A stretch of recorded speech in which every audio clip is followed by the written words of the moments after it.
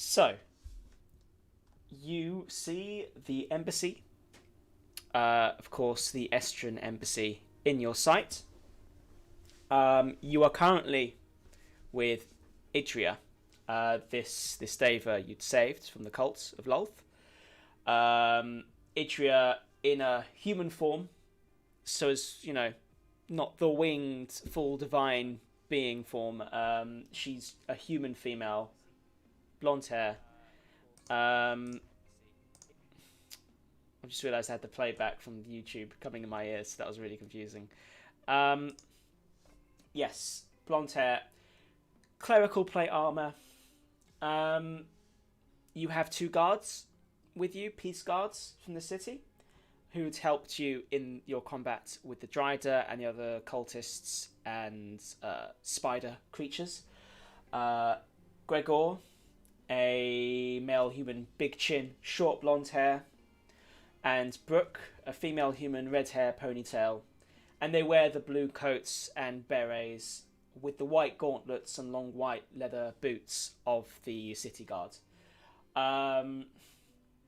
You have your floating black onyx-like casket floating in front of you. We're stowed inside the unconscious Amadio, the cleric, and the wrapped up, gagged Amadio and the unconscious Lolth cultist.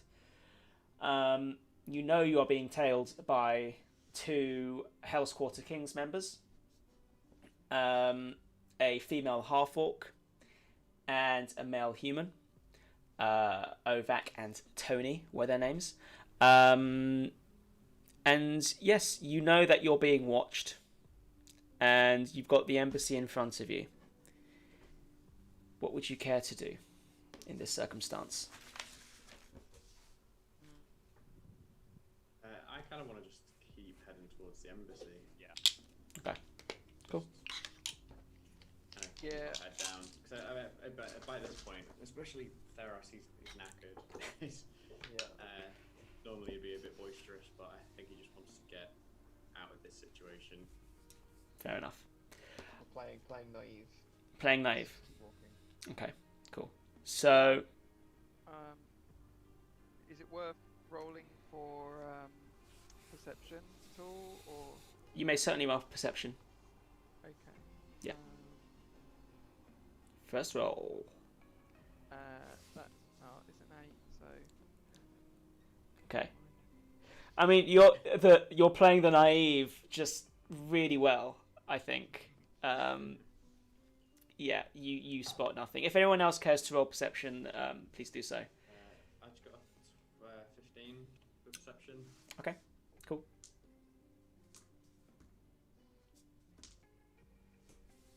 All right.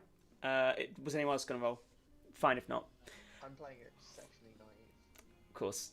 Following Morton's lead. Okay, Theros. As you're still kind of darting your eyes around, especially because you've got so many streets convalescing on where you are at this crossroads as you continue on to the embassy. There's plenty of opportunity for people to intercept if they wanted to. And saying that, turning to your right, I mean, you do see two black suited figures, a male half-orc and a male red dragonborn. Watching, slowly encroaching upon you. They're not necessarily trying to be stealthy about it. They're just slowly advancing on you. Okay. What's our sort of like marching order? Who am I near or next to? Do you think in your mind?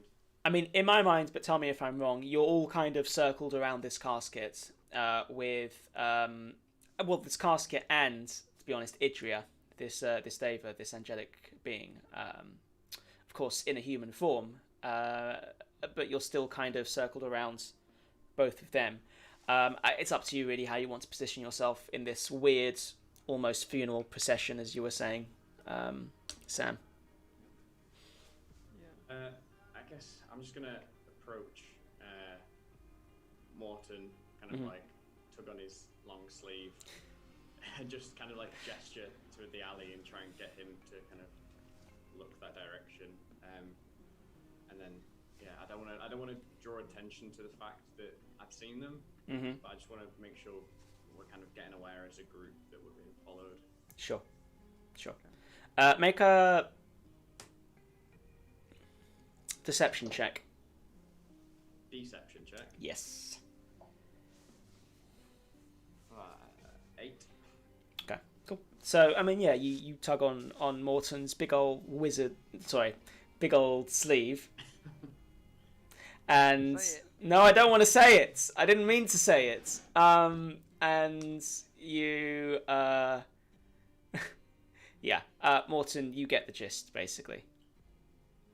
Yeah. I'm gonna play it cool. Okay. Just carry on. If we get into any trouble,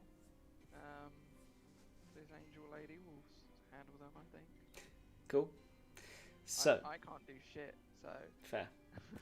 might as well just carry on. Okay, so you continue on, just across the roads, closer towards the embassy. The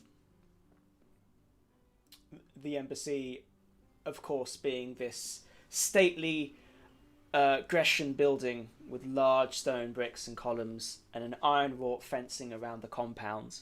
And even now you can spot some of the military police, the Estran military police, within, with their red high-collared trench coats and gold trim kind of posted next to the gates. But still another, block away or so. As you get closer, Theros, these guys are making no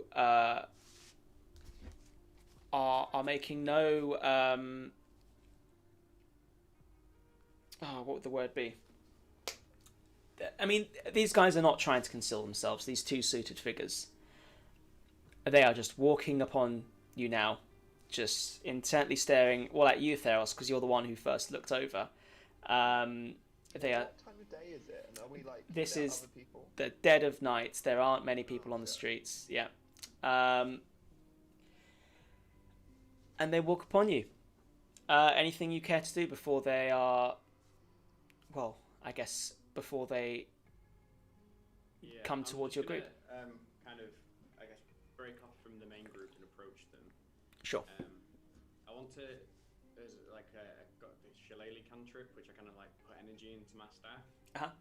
So I want to cast that, but do it almost in a showy way to kind of sort of intimidate them and kind of like make them think, oh, he's still got some magic left. They're not actually down and out.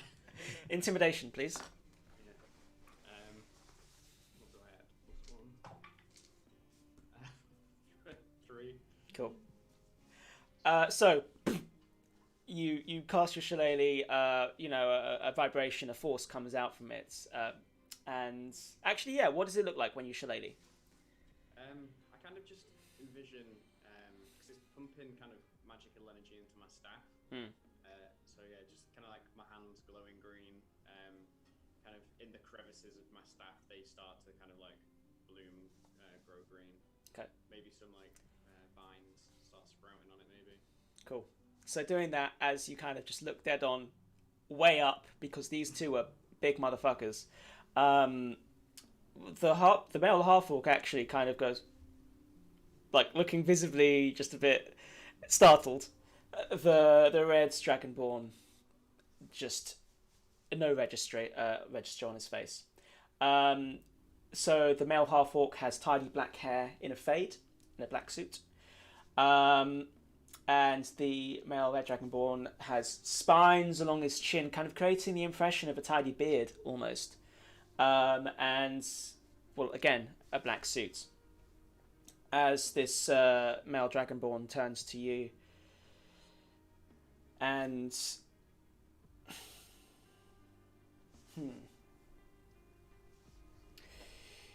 You there. Is this casket the box that everyone's been talking about? I wouldn't know. What do you mean, the black box? I don't know what you're referring to. Could you elaborate? Well, there is a floating casket of onyx that you're escorting towards the embassy right now. I would care to know why you're on our territory. Hey, look, man. I'm just a mercenary. I've been paid to do a job. I'm guarding this. I don't know anything about it. Don't know what's in it. No, I'm just a hired hand. He pushes you aside. Well, he starts to push you aside. You there, as he calls out to the rest of the party. Is this the damned box everyone's been after? I'm not gonna even pay any attention. I'm just gonna carry on walking. Yeah, I'm gonna like muscle walk faster. We pick up our pace. Yeah. Okay, cool. Sorry, Feros. You can explain the situation to him. Out of curiosity, how kind of, in terms of like feet and distance, how far away are we for kind of like getting over the sort of threshold to the safety of the embassy? I'd say it's another... what? It's about a block away, so how many feet would that be? That would be... Think of it like a city block, I think. Yeah. It would be... maybe 60 to 100 or something feet away. Yeah, it's close though. Idria kind of keeps her head down and looks, and the half orc turns and says, "I don't recognize her. Who are you? Who is she?" And she just kind of turns her head. Not gonna tell me?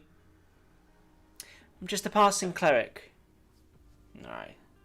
What's in the casket? Are you too chicken shit to tell me? Don't listen to him.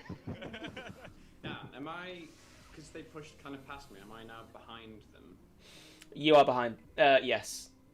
So they've both got their backs to me? Yeah, but they know you're behind them. Yeah. But okay, that's just, yeah. Are any of them wearing a cloak or any sort of like loose cloak? They are wearing smart fucking suits, my man. Suits. They are dressed to impress. Black. Yeah. I feel like our plan is literally just ignore them. It's infuriating. Yeah. So the Dragonborn pipes up once again. If it is that box, we can pay good money for it. We stop in our tracks. Record Jamie scratch. might stop. I mean, I keep walking, I Simon keep might walking. stop in his tracks, but I'm just carrying on. As he looks over. What's been interesting, by the way, is these two seated figures have recognised and do see the peace guard, and they've stared at them certainly, but they haven't registered any kind of fear or it's a very they strike a very dominating presence with these guards around, and the guards have kind of just been turning and keeping their heads down and haven't really contributed anything so far. But you stopped, Sangman. I did. That's correct. We can pay good coin for this box. What kind of coin are we talking? Depends what's inside. Well, I'm not one to show my hand. I'm not going to pay just for a box. So you want the contents of the box? Yes, I want the contents of the box, which are... You guys wait here, I might go have a quick look. Yeah, Well- of course, wait. Do you not know? I just want to double check. I want to be, if I'm selling you something. Well, why don't I come with you? No, Wow, so crafty. there's really no need. Make a persuasion roll, sure. I just check, Dan. Yeah. You know what? We do know what's in the box, right? She was in the box. And Yeah. She grabbed it, and then we've put. Well, you've put a gagged up cleric and an unconscious cultist, yes. In which case, We don't need the box. that is a good point. I've kicked off the session with a natural one, so... Perfect. I mean, he walks past you. Open it. Now! What if we drop the basket, not the basket, the box and run? It floats, so... But, I mean, you can run. Let's push it. You guys up for running? Don't How think they've far are got we it, now? right? Because Trudy Simon's been having a conversation, and we kind of. You're still pushing it ahead. Okay. I don't know. It's hard to say because whatever this box was the thing that was containing this. What is she? A Deva. A Deva. Or a Diva, yeah. And so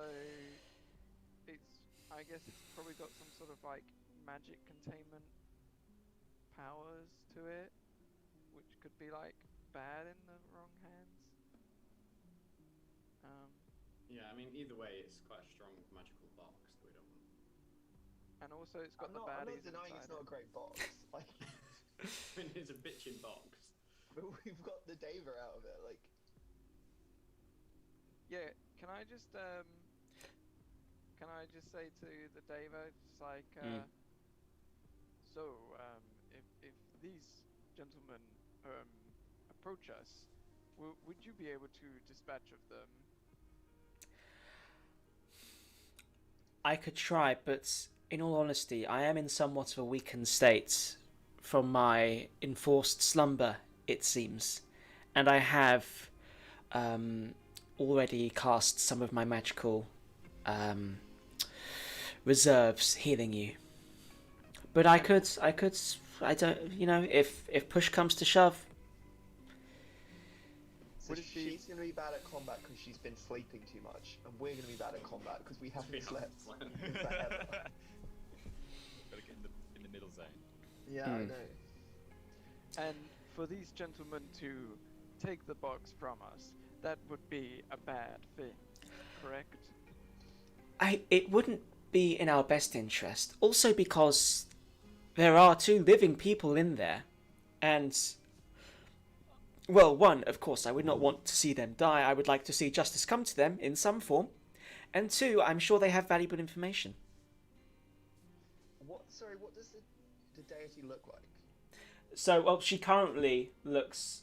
Oh, what, the deity or the diva? The Deva. The Dava, sorry. She just looks like a female human, long blonde hair with cleric plate armor. But, I mean, her actual form...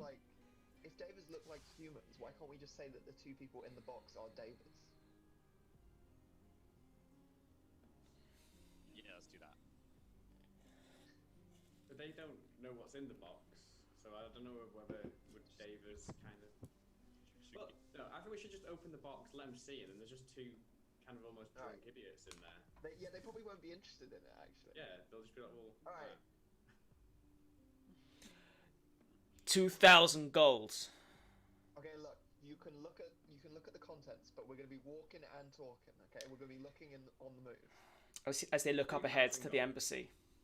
Can I, I want to push back past them and try and rejoin the party. Okay, sure. But just say, for 3,000 gold, you can have the contents of the box, but we keep the box. Open it. Yeah, I want to see what's inside.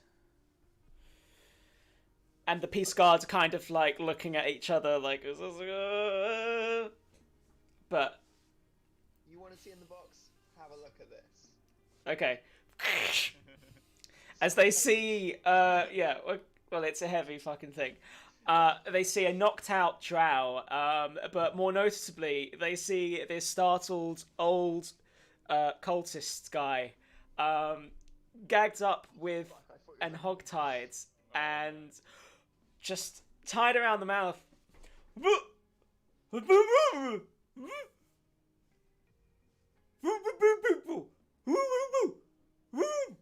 As they're looking at this old, blathering, scared man. As you can see, it probably wasn't the same box you were looking for. Quite underwhelming, I'm sure.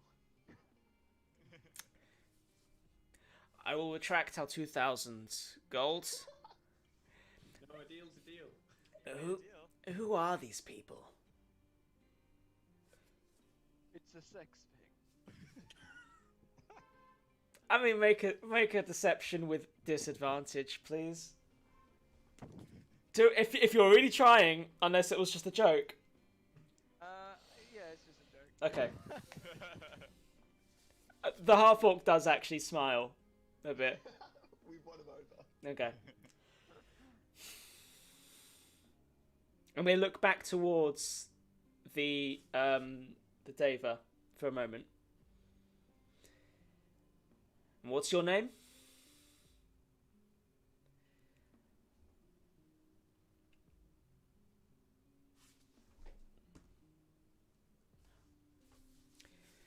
My name is Idria. I am a cleric.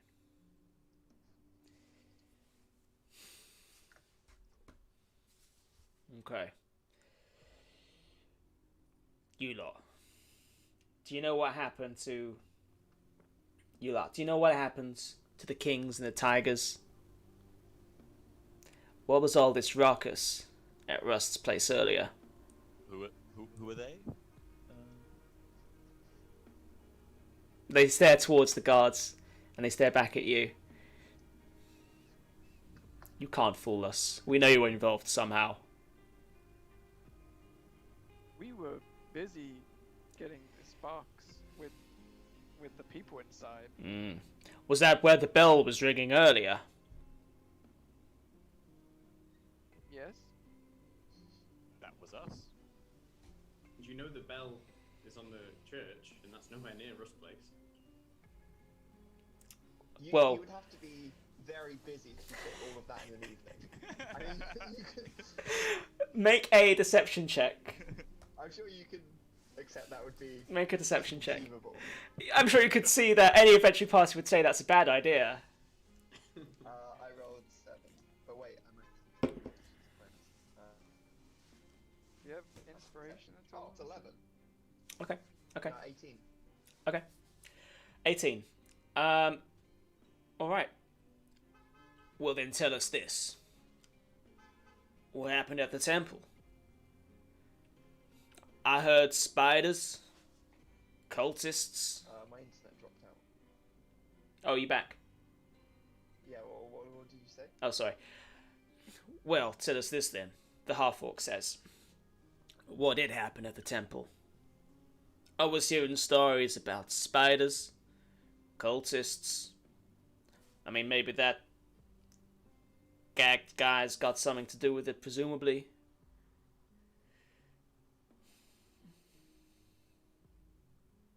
If it is to be Well, if said- you won't tell me... If it is to be said, then it be. You do not want to let this guy speak. He's got a rotten mouth, rotten tongue. He'll be swearing at you, talking about your mother. Oh no. My sensibilities. I'll be offended immediately. Exactly. Hey! You two. As they stare towards the two guards. What happens?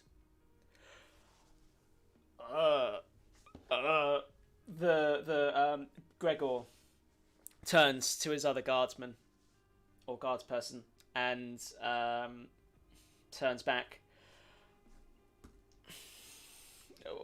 Well, there was word of the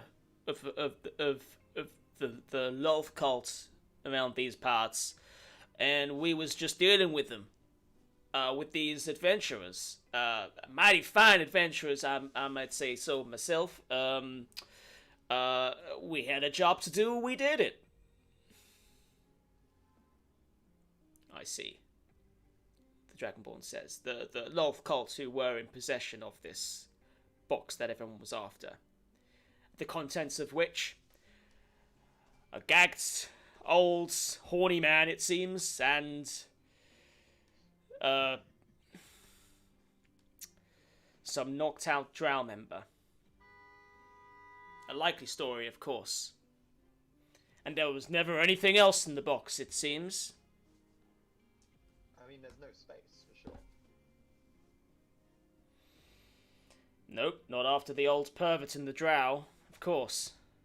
Taking up a lot of space right now. Do say three's a crowd. Not that there ever was free. Yeah, there couldn't be a third person. That'd be ridiculous. Oh, that's what I mean. Yeah, No, that'd be insane. No, I didn't know why you'd insinuate that. Why Like, would we say just always no. two. Yeah, exactly. He once again turns towards this this cleric the Deva, who quickly turns her eyes away. All right. All right. You can go on your way now. We've seen what we need to see. Have a pleasant evening. We always do. And you. Come, Jameson. As the half-orc turns around and they stare, they look around the surroundings, and they just walk on. We hope you have luck finding your box. No response at all. Got Did him. you say Gregor is one of the guards with us? He's a peace guard, right? Yes. So it was kind of the guards all around us were kind of all looking away from him. So I'm just gonna go up to Gregor and kind of Gregor, what was that about? Are you in their pocket? Who are they?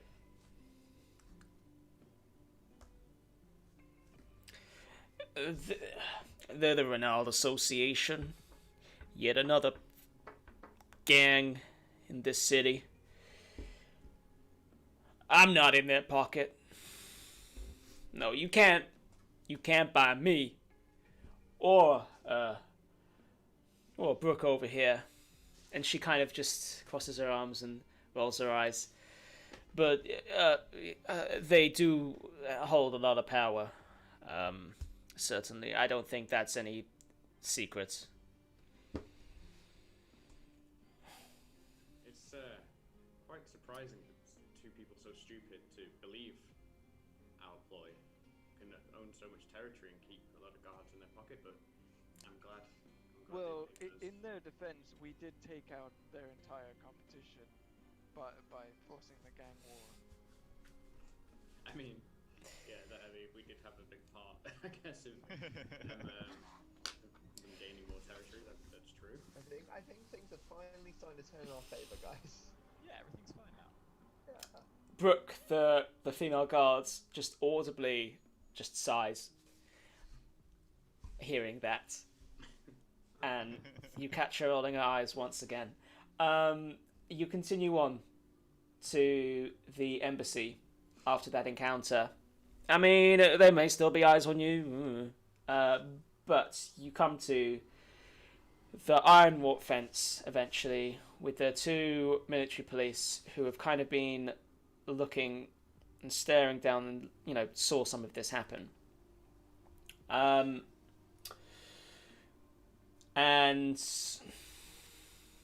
they turn to you.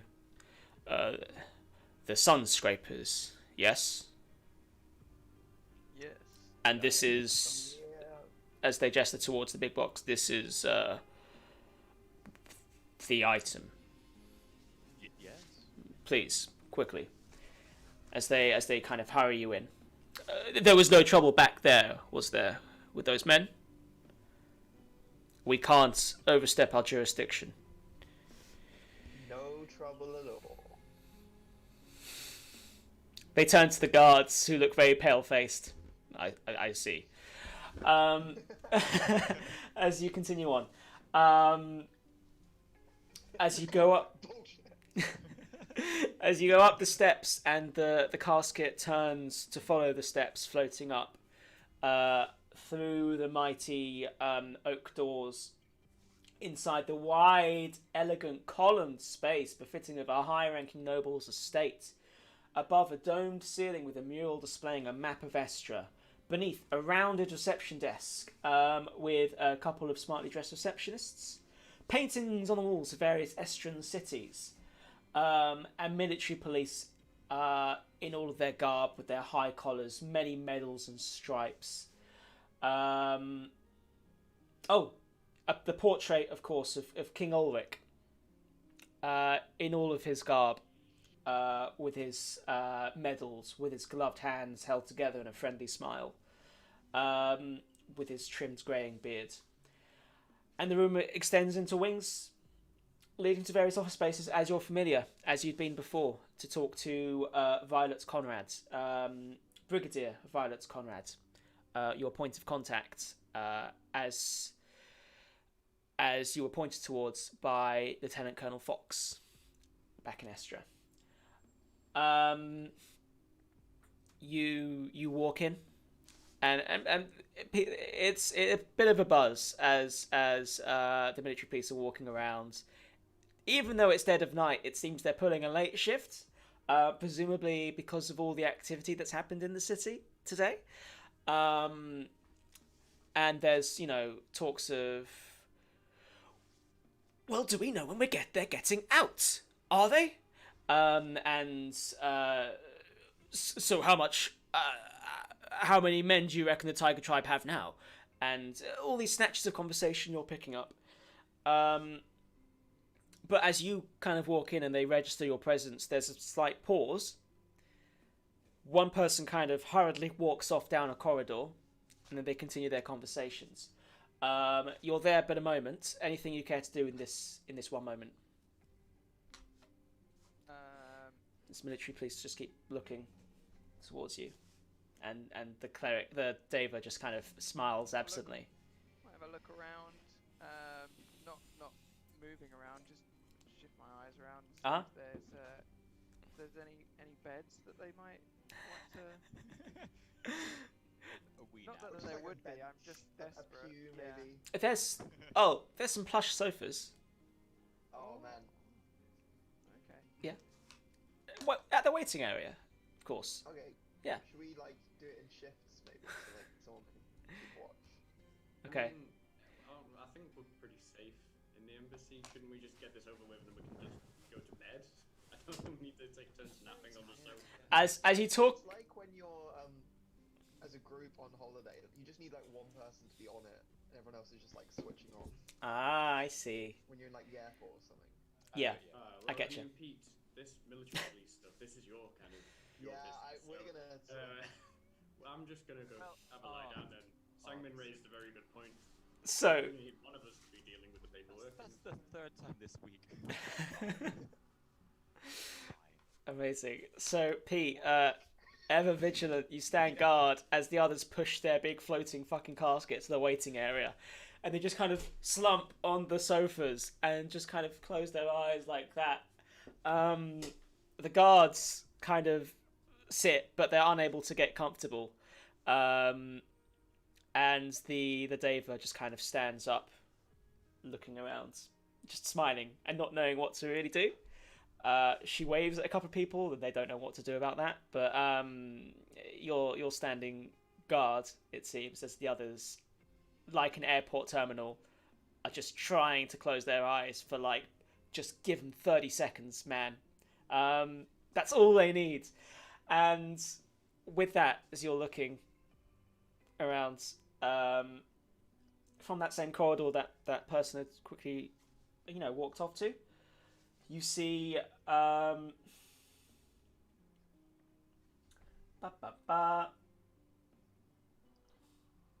Brigadier Violet Conrads walking through the corridor towards you. Female human, brown hair in a bun, sharpest features, and the keen eyes, with her professional, friendly demeanour, of course. She's walking towards you. Points towards you, and then another. The Deva. This is the boss. Oh, thank you. Good to know. And her name? Brigadier Violet Conrad. Okay. Thank you. As another person kind of in earshot, someone else walks up to Violet with some papers, and she quickly looks as there's a quick exchange. Mom! The Reynolds Association is already making moves on the King's and the Tigers' territories. Well, do we know how long those gangs will be locked up for? I'm assuming they'll be out soon enough. No word yet, Mum. Well, keep me updated. I swear this whole god's-forsaken continent is rotten. Hello! Hi, Pete. It is nice... Oh, yes, stand down as you were. Well, you've had a busy day. I thought you were going to the warehouse. the warehouse we'd agreed upon, and not bring the scrutiny of the entire city's gangs and factions to our front door. There were some slight changes in plan. Ah, To think on our feet. I see. And the operation got we had to be creative, really. But I think we've achieved everything we needed. Right. As you can see, we've got The box. a box, yes, and our friend and Friend. colleague. She turns to the David. Yes, I'm their friend, colleague, acquaintance even. My name is Idria. Yes. And I am a cleric of Corellan. She turns to you, Pete. Like, is that the correct answer? Yes, that's exactly what she is. She described it well about herself. Okay. Lovely to meet you. And she's part of this because. Well, it was just one of those things. You know, you run into people. Like those two Peace Guard over there, Yes. who are not in the pockets of the gangs. Well, so they say. So all we can do is trust their word. Ah, yes, trust. That's really what we're about is trusting people not to do bad things. Yes. Well, fantastic. Let's go debrief, shall we? And I might just get a few more guards posted towards the front doors. Yes, yeah. Bit of commotion. Yes, would have been simpler if you went to the secret warehouse location, but of course plans change. I understand that. Yes, and now they know that the box is here. More guards. Yes, Mom. As another person runs off. Well, let's go, please. As. I'm gonna snort. Oh. I think they might want to be at the debrief. Yes, of course. Oh, 5 more minutes, Mom. Mom. Oh, hello. Yes. Hi. Wake up, if you will, please. Oh, thanks, Mom. Thank you for waking me up, Mummy. Mother. Okay. Well, let's go to my office, please. Thank you. So, as you are escorted to her office, sorry, just give me one moment.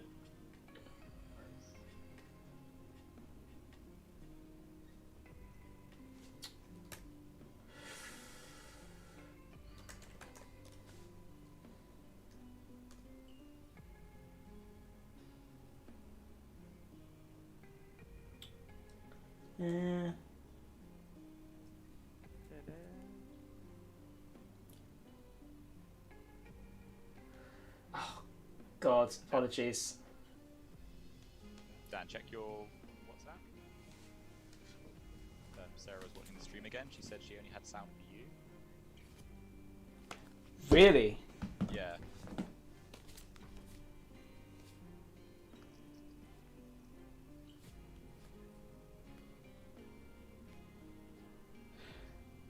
There's no sound. Oh, okay. That's weird. I'm not sure if did you just quickly like jump on and see if it's got any other noises. Yeah, let me just check. Really?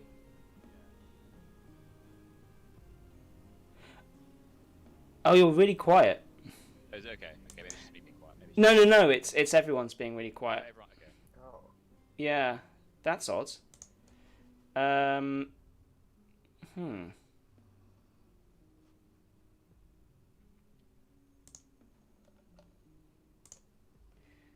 Audio input capture properties.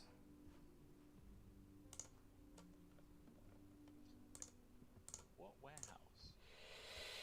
So there was talk of. Yeah, I know they did. They did tell us But to we go told to a we warehouse. were told to go somewhere. We just went to that pub instead. But we were we were told to take the thing to the warehouse, but we were so banged up, and there was like loads of people that were watching us, so we weren't sure whether going to the warehouse was a good idea in case we got jumped. We knew that the embassy would be secure, and there would be people there that could like defend us if we needed them. So I see. I do not know why everyone's so quiet on the stream. Is it something to do with your volume setup? If you're streaming, Maybe. are we quieter on your end? Is your headset mic volume? So I'm just Alright,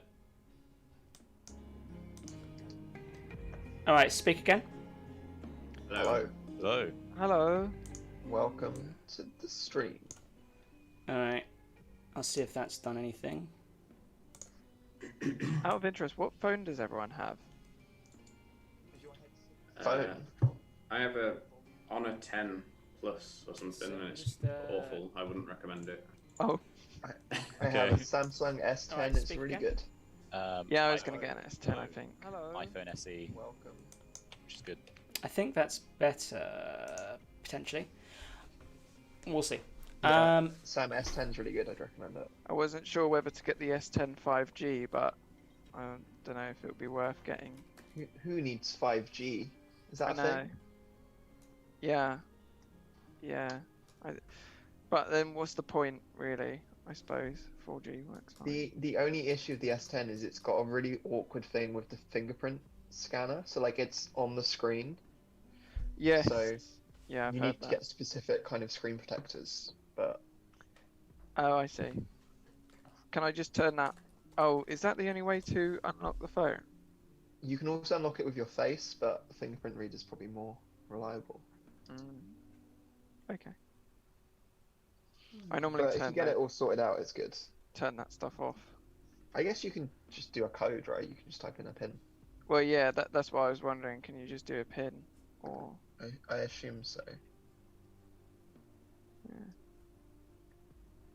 Okay, cool. As long as like you see it for like a good deal, I guess. What kind of prices are they offering it for? I think you can get it for like £35 a month with 4 gigabytes of data and unlimited texts and calls on free. I feel like I would have thought it'd be a little bit cheaper because that's about what I paid like a year ago. Okay, well, yeah, I mean, I'll have a look and maybe I can haggle them down. Oh, well, Yeah. I shouldn't. Maybe I shouldn't be saying that on stream. In case In case Free are watching. Free are watching, yeah. They are watching. Just so you know, Dan, I just watched the stream and I could hear us fine on it. Yeah, I think I've changed. I've just boosted the volume really high on the Zoom call, so I think that maybe helped. Now I've got this weird echo. You might have to, but it's fine. I'll deal with. Okay, so it turns out I made up the description of Violet's office, and I never wrote it down. But you continue on through the corridors of this grand structure towards her office space. Her office space is nice. From what I remember, it's got a few nice old paintings on the walls, some nice oak furnishings. Again, just stacks of papers and folders and files, but not in a too disheveled a sense. They're still quite neatly piled. It's just a lot of them. As she motions, she brings around her chair from behind her desk, and she motions towards a series of sofas. In fact, the casket's likely... the casket you can just about squeeze in, and you kind of place it in the center, and now the office space, their office is actually quite nice and big. It's starting to get pretty full with everyone and the big floating weird celestial coffin of sorts. And yes, you find yourself sat down. Thank you. So what's happened? Where do you want us to start? I mean, at this point, if you care to, you can just tell her everything, unless there's any We tell her everything. information you want to hold to your chest. The other thing, How many people did we murder and stuff? think we murdered any humans, right? Yeah. Was it Just bad the that drow. we did so much lying when we set up the gang war? Was that immoral? Was that It- immoral? Was the gang war relevant? I honestly can't I would remember why we say- set up the gang war, and did it help us get the box? Let's not explain that we're responsible for the gang war, but we were kind of involved and we were witnesses to it. But why? What? Why did we start the gang war? Just as a refresher, what was the Well- goal? Did we get information from that somehow that led us to the No. box? No, we thought we No. might, and we thought that the Ronaldo Association might have the box. So we were like, let's take out 2 of the gangs, and then there's just one gang to deal with. And then, but that was completely wrong, and it was cultists. You did. Okay. Well, you did get information though on the whereabouts of the box. That's true. Well, the caskets from both leaders of the Tigers and the Kings. So all not in vain, and you certainly I don't know. Also, I think they know of our Disturb involvement in the people. gang, because didn't we interview them in a police room? Because I have memories of being a bear jumping through a police interrogation window, so That I think is they already true. know we're inside. I think the gang war bit's already covered in terms of retelling it.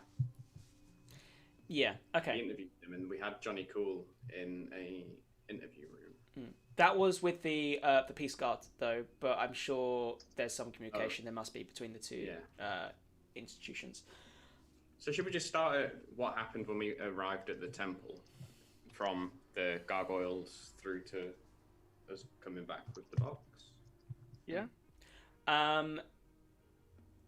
Okay. And the other question I had: did you tell them about your ambush by the Durotak Empire on your way actually to New Lifeland? Remember when? And did you tell them that it came through a portal? I can't remember necessarily if that's something you divulged or not.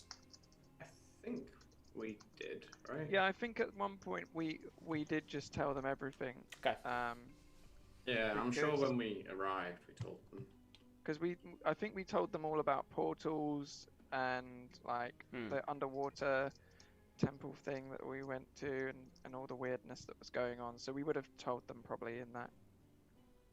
Yeah, because we sank the Durotak Empire ship, so I seem to remember that maybe we told them, and then they said they were going to go recover the ship or something along those lines. Right. Okay, good to know. And do you think you're just going to be candid with them in this case and just tell them everything that's happened today? There's nothing in particular you want to keep away from them. I mean, I don't. As Theros, no. I don't know if Sure. anyone else did anything else that they don't want to. I mean, surely, Pete, you're the best judge if there's anything we've done that is illegal or. I think almost everything we've done. Yeah. It's probably overset the mark. But I can imagine you reluctantly accepting that's who we are now. Yeah, I think we have to tell the truth. That's the important thing. So Okay. I'll take the punishment. That's the thing. It's like when you go to church and you Yeah, say your crimes. If you say the truth, you're It's forgiven. confession, exactly. We're just going to confess to all our crimes. Which is what Sangmin maybe says at the start before he tells us He everything. starts to lie. Yeah. But we're not confessing. We're just opening up. Okay. So you tell your tale, and she kind of looks, just nodding, eyes wide, surprised by a lot of the information.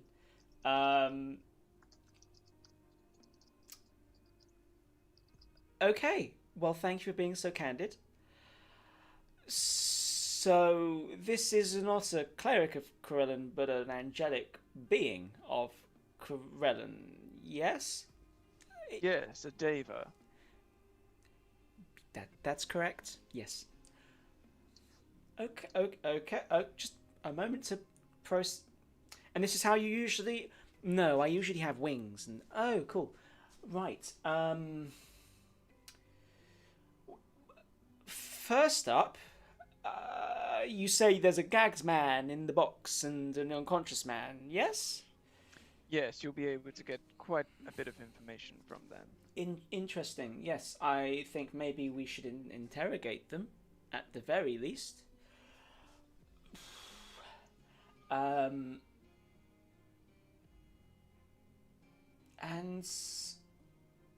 I think thank you, Gregor and Brooke. Was it? Yes, that's our names. It's been a pleasure to have you. I'm sure you've been valuable by the sides of our fine folk here. I think this is all we need you for now. I mean, if you would like to come tomorrow at some point for a formal debrief, that would be much appreciated. But I think it's best if maybe, I'm sure you can leave. I'm sure you have more than enough to do right now in the city. You don't need us here for anything else? No. As Brooke kind of just crosses her arms a bit. You're not keeping us out of the loop, are you? Of course not. I know your resources are probably needed elsewhere, and I think we just need to discuss matters as to this adventuring party as a third party we'd hired for this affair.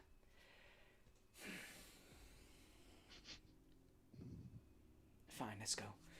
Oh yes, so all right. We'll be back tomorrow. It's been a pleasure. We'll see you when we see you. And wonderful to meet you, Idria. Blessings be upon you and yours. Let's just go. Oh, okay. And they leave the office. Well, okay. That's good that they've left. I'm sure they were valuable in some sense. I think we should interrogate these two. I hope you understand, Detective, but it's best not to have this information dispersed too much. Of course, not knowing the validity and the trustworthiness of the Peace Guard. I hope you understand, Pete. Yes. Good. I'm glad. So candid. Yeah. Okay. Well, it would be great. I'd imagine if you would like to be here for the interrogation of these two to ask any questions you might have. Is that something you would wish to do? Yeah, that would be useful. Yes, very good to have a chat through, if that's okay with you. Okay, perfect. Now,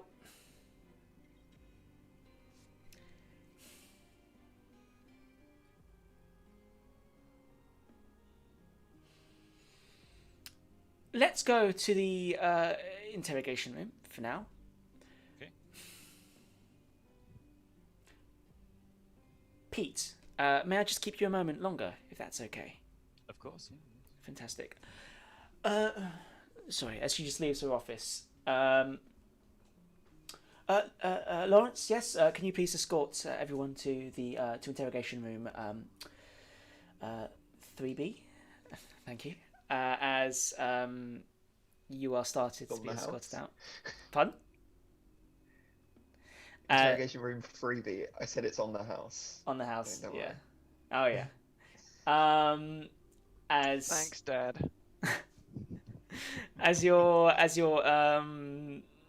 escorted out by another military policeman. Yes, as she keeps Pete behind in the office.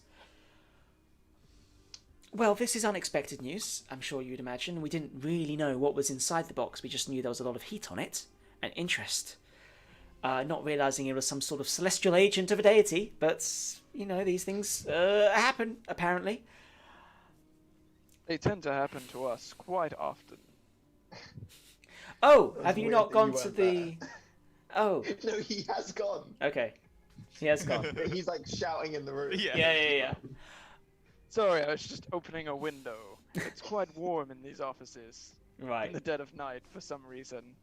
Sam, we're not in the office anymore. It's just Pete. Oh, sorry. That's okay. I'm confused. Just walking down the corridors. Very tired. You just say it to yourself as we're leaving.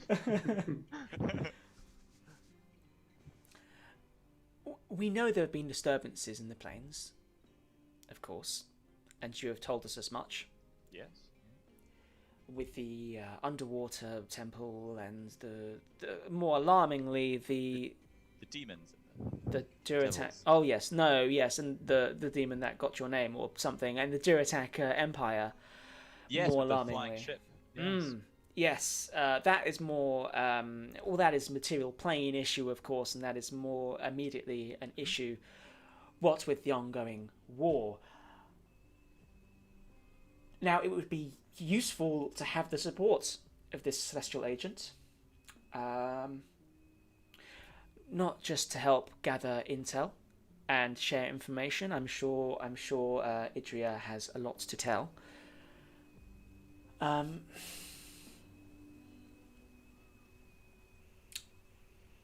But also, I mean, any further information you get on the plane disturbances and portals and such is going to be incredibly valuable to us. More than anything, though, I think with this Deva, we need to get her on our side somehow. Okay. For this research, disturbances in the planar fields, whatever, but also in the war. Is there a reason, as far as you can see, for Idria to help support us in our fight against the Duratak Empire?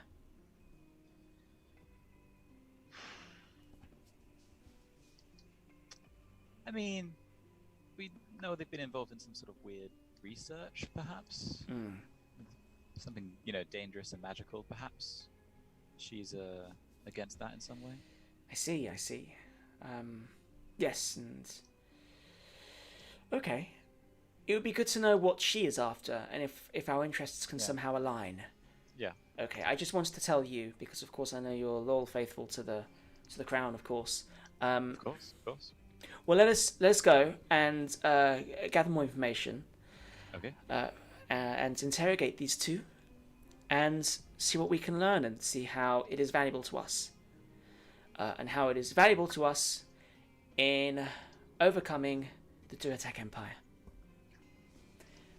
Let's go. Well, let's adjourn. Is anything you lot are talking about whilst you're being escorted to Interrogation Room 3B? Lawrence, the military police who's escorting you, is keeping quite silent. Did you say something, Morton? I'm very tired. Aren't we all? Does anyone else not think it's kind of rude that we basically got shooed out of the room so she could speak to Pete? Like, does she not trust us? What was that about? I mean, I know we were sleeping in the waiting room, but like... It's been a long day. She can't hold that against us. It's not very motherly of her, is it? It's not. Although maybe it's something to do with that. I mean, sure, I guess.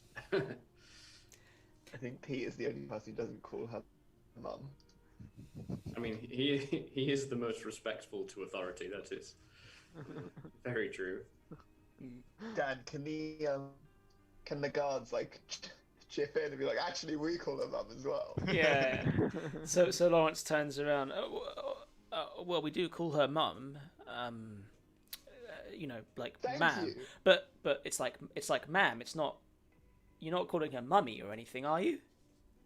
Well, I'm not, personally. Well, Morton does seem to take it a little bit far. I am very tired. I was asleep. It was just the one time, and also, sometimes we're in a foreign land, and sometimes things just slip out. Okay. Well, I'd advise against it. I mean, if she was Feeling very homesick. Of course, for your mother. Yes. No. Let's just leave it at that. Okay.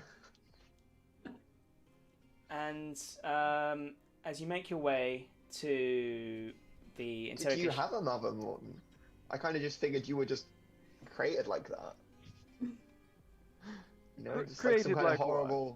horrible experiment gone wrong, or like a mutation maybe.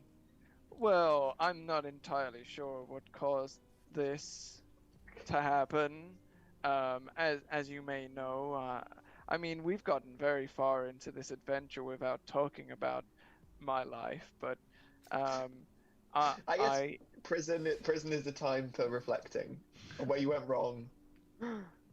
You're Well, not being what arrested. Just I wanted to make that clear. You're not being arrested. No, I know. Okay. I mean, you may be surprised to hear, and I'm not sure if I've discussed this before, but I am in fact a gnome, and well, you see, some sort of affliction came upon me, and you know, nobody knows why, but I grew incredibly tall. My entire family abandoned me deep within the Underdark, and you know, and the only reason I'm here is because I learned magic to conjure myself better. Wow. Pete was around. Morton, you should be very glad Pete's not around here, because he'd have shut you down quite quickly with the backstory thing. Yeah. It's actually the first time I've been able to hear it in full. Well, yes, we all know Pete hates backstories. Is there anything else you'd like to say while Pete's not here? I'm rather fond of dwarves, as they were the ones that were responsible for me learning magic. Oh, I never knew that about you. Of course, Pete would never want to hear that. I remember when I first started hanging around with you lot, and I tried to tell Pete my story, and he physically rode away from me. That's enough, thank you. We're Yeah. not hearing backstories anymore. We're quite done with that. Morton, after all we've been through, you took me to the toilet as a lizard. And you won't even let me tell you about my, Okay, my mountain? Fine. No, Yes. no, it's fine. It's all about the mountain. Guys, you know, now that I think about it, I feel like the only reason Pete likes me is that my backstory's been completely forgotten in this series of adventures. Well, this Pete sounds like a piece of work. Oh man, Yeah, you know what? You know what? Pete is a piece of work. Right, yeah. He's always in the now. He doesn't care about anything that's happened to other people. Always sticking to rules and doing paperwork. You've got to respect others, of course. Otherwise, where are you? You know, especially with an adventuring party. You're damn right. What's your name, fella? Lawrence. I think it was mentioned earlier, but yes, my name is Lawrence. I'm Yeah. sorry to hear about this nice. troublesome Pete. Well, Yeah. Well, have you got any plans, Lawrence? Because we might have a spot in our adventuring party. well, I mean, I'm here, but adventuring sounds pretty fun, and I think I can provide a great, pretty Lawrence. stable support system for you, as it seems you really have some issues you need to talk through. Which Can I Pete call- just could- shuts would down. Would you allow me to call you Mom? My name is Lawrence. Did you just call me Michael? Mom. Oh, no. Yeah. No, Mum. Michael would have made a lot more sense. No one's ever misheard Michael for mum. No, I'd rather not that you call me Mum or Dad. Oh, okay. I mean, I was just checking to see where we were at with that. It's not a deal breaker. Okay. Well, call me friend if you want to. Well, friend, I think what might be good is after this is all blown over, we could all five of us, sorry, get in a room and talk through the past grievances and backstories that everyone wanted to hear in the first place. Yes, it's best to be out in the open with these sorts of things. Otherwise, they just get pent up. You get undue stress and emotional turmoil, and it really just doesn't provide any healthy, consequence from it. You know. Lawrence, Oh, what speaking of tragedy which, befell you as a What tragedy befell you and made you become a guard? Of course. Well, you see, it is a sad and long story, but I guess. Oh no! we're now at the interrogation room. Oh, what a shame. And I was ready just to tell you about my deepest, darkest secrets and thoughts, and my whole, my whole historyed, story of despair and tragedy. There'll be plenty of time for that on the road, Lawrence. Okay, yes, of course. Well, I look forward to our upcoming session, it seems. Well, let us get inside. Interrogation room 3B. As you're escorted into it's a simple white-walled room with a table and some chairs. As you just about get that casket in, you open it up and you start to get the tied up man. You perch him on a seat, and you've got the unconscious drow as well, and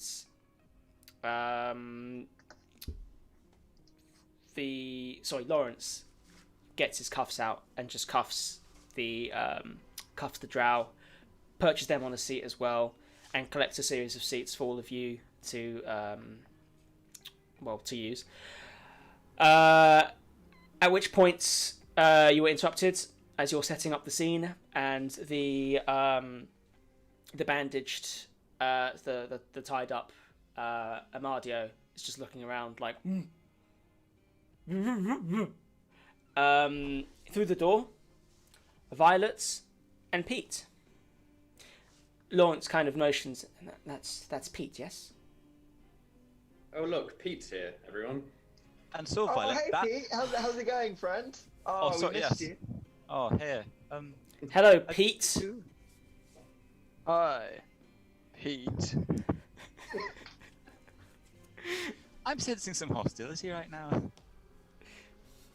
No, not at all.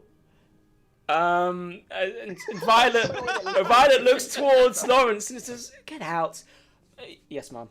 As he walks out. Bye, Lawrence. Bye. We'll see you later, Lawrence. Bye, friend. What a great guy. He talks He really too listened much. to your backstory, Morton. He really He listened. did.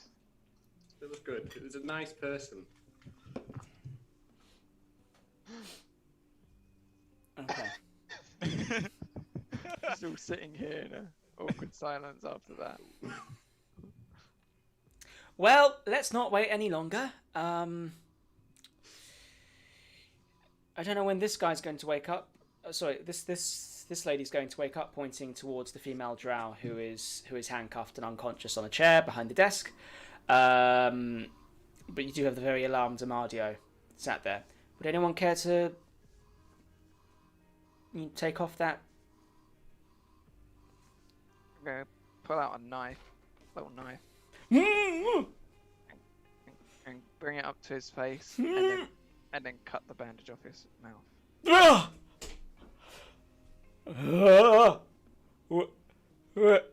Where am I? Who are those suited men? Who are you? Are you going to kill me? What's going on? You're in custody, and those men were the Renowned Association.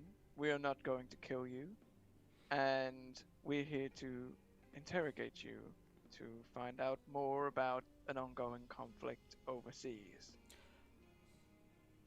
Okay. What of the drow? She's sleeping right now. And the Drider? Dead. And the other drow? Dead. And the creatures? Dead. I see. Turning towards the drow again. Okay. So what's... Hi, I'm Violet, and yes, you are incarcerated now. What, So what happened? You were working with the cultists? Yes? Supposedly a cleric of Cannonball, but that doesn't seem to be the case.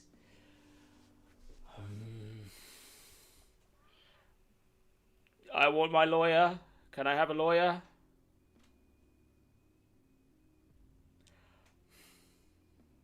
What's a lawyer?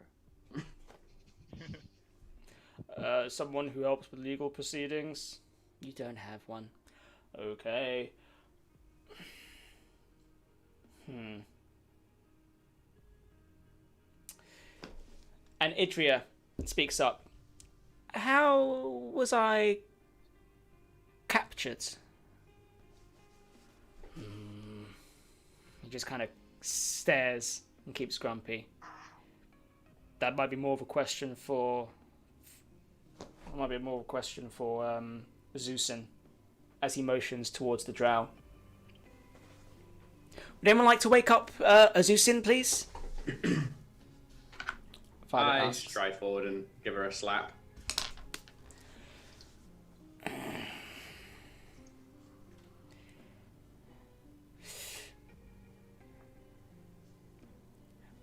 Where are my brothers? Apart from him. How did you describe them again, Morton? What? Where are my brothers? Because you Oh. described them all as dead. Dead. So Where are my brothers dead? Zeus in this female drow, who has white hair and a pale grey-blue skin and a spider tiara. Her skin, though pale and blue almost, somehow gets a shade paler upon hearing that. Oh. That was kind of beautiful, Dan. Oh, thank you. I'm a master of words. As she looks around and considers her options. Will you kill me? And Violet says, will you tell us the truth?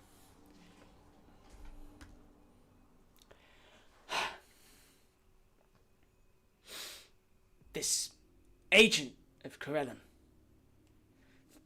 She spits on the floor. If that wasn't clear from my action there.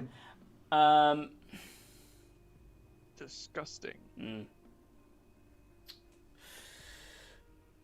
Pull out a cloth and wipe it off the floor. We got word that she was walking the material plane, this agent. And we knew she was nearby. She was travelling between towns. This enemy of our great deity. And we found her while she slumbered like a baby by the roadside. And we were prepared. And we restrained her. We snatched her. We threw her in this casket. We came to the city for our next steps. To turn her to our side as an agent to work against Corellon. So that's what happened, Idria says, kind of smiling. Interesting. Well, to explain to you, I admit, yes, I had been sent to the material. I was on the material plane. Corellon and the other deities were aware and perturbed by some planar disturbances that were being felt for the past few months. And communication with the gods seemed to have quietened somewhat. And so myself, ever an active agent looking to do what's right, went on a fact-finding mission and assumed my mortal form and walked these lands here, New Lifelands, to try and find what information I could from various guilds and societies that I would be able to talk to. I only recently just arrived, to be honest.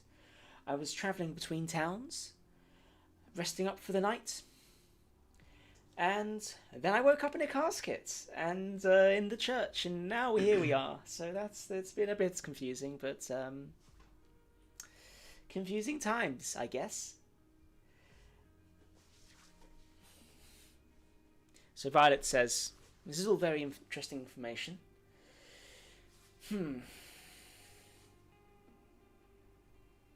Any questions you have for this coward of a cleric, or this creepy cultist?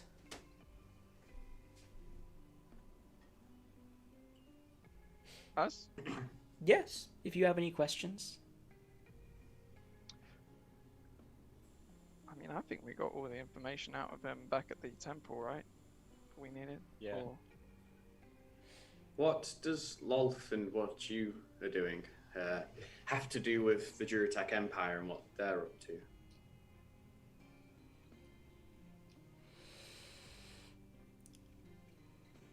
We have nothing to do with the Duratec Empire. We were looking to turn an agent of Corellon, arch enemy of Lolth, against him as our spy, our own agent. We were ready to manipulate her mind, her feeble mind, to work for us. Put my hands behind my backs. And Loaf is not a demon or a devil.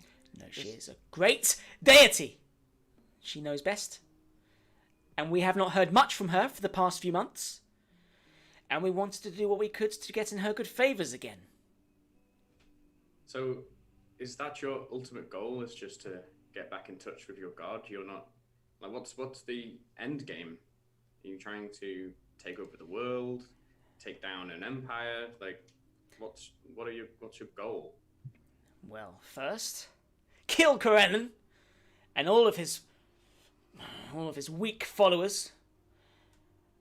And then, yes, expand our reach, our power on this plane and beyond. Eliminate the enemies of Lolth.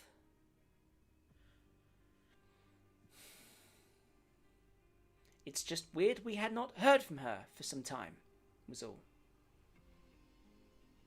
Can I just do it like a general insight check, just to check to see whether if I get anything else from kind of her mannerisms? Is she telling the truth? Is she hiding anything? Yes, you may roll insight. 8 in total. Okay.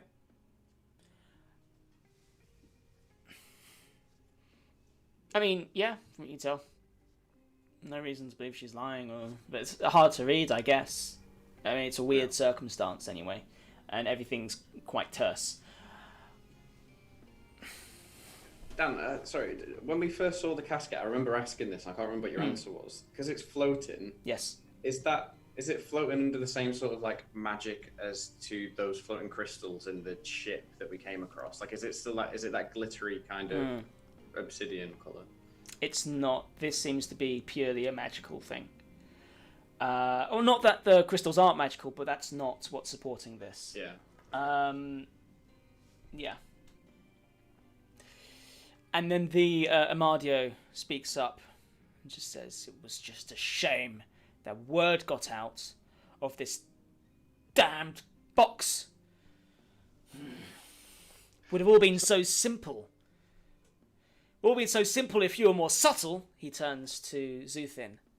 Would have been more simple if you were more supportive and you helped us. As they turn from each other, a bit pissed off that this is how it's happened. It sounds like we need some conflict resolution here. I think maybe our friend Lawrence could help mediate. He's very good at listening and Lawrence, being patient. Lawrence. That's all I hear these days. Yeah, we know a thing about being unsupportive, don't we, Pete? And what do you mean by that exactly? Do you have something to say to the group? Maybe not in interrogation room. No, we've got time. I've got time now. Sorry about Pete's behaviour, Mum. He's showing us up in front of our quarry here. I'm just getting a lot of hostility right now. And I'm It's been a sensing very long hostility day. with the cultist. Well, I'm sensing hostility from you. Oh, sorry, is this not about us? Is this about you now? I think so. Yeah, that's. As Violet just kind of puts her hands on her face.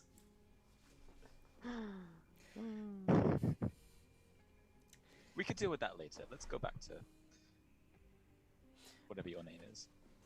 Okay. Yes, let's bury things So away for just later. to be clear, before we adjourn and you know, deal with our own conflict mediation, I just wanted to be clear: nothing that you have done has anything to do with Avernus or the Juratek Empire, but both our angel friend here and Lolth are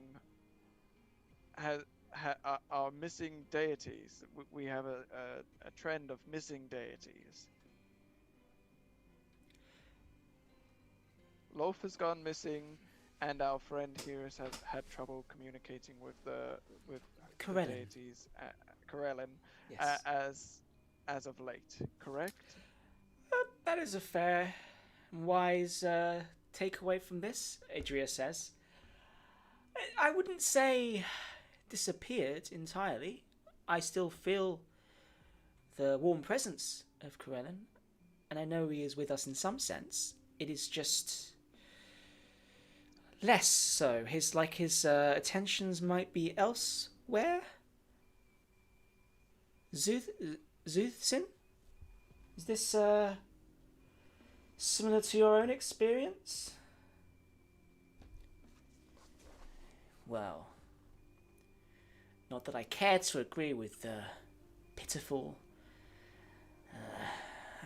creature like you, but yes. Lolth is still there, Lolth is still powerful, Lolth still knows and can do all. Though Lolth's attentions, Lolth may be distracted. And if we were to have this weak agent turns and work for us, maybe that would bring Lolth back. Reinvigorate Lolth to continue our crusade.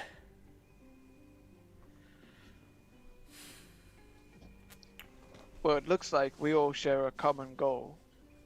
We all want to be able to bring balance and order to the extra-planar activity that's going on. Perhaps having some conflict resolution with Avernus and the Juratek Empire, and the rest of the world will solve all of our problems at once, and so perhaps it's in our interest to all work together. Make a persuasion roll, please. Absolutely. Persuasion.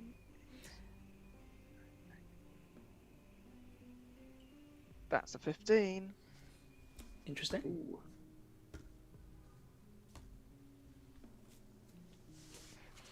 Teaming up with goodies and baddies. Idria says, Morton, that is a very smart idea. What say you, Zeusin? I wish not to work with you, but I can be amenable until we're able to continue our fight. And then Violet says, oh, hold up. I'm not going to just let a cultist and some old evil cleric, no offence and none taken, but just go free. But maybe if you were amenable to answering our questions whilst you were locked up or detained, as it were, we can be more lenient with how we serve out justice after all is said and done. Well, that sounds like something, at the very least. And I think it's the best deal you're going to get. Yes, probably. And you, Spider Lady? Spider. Is it just because I'm wearing a spider tiara? That's part of it. Fine.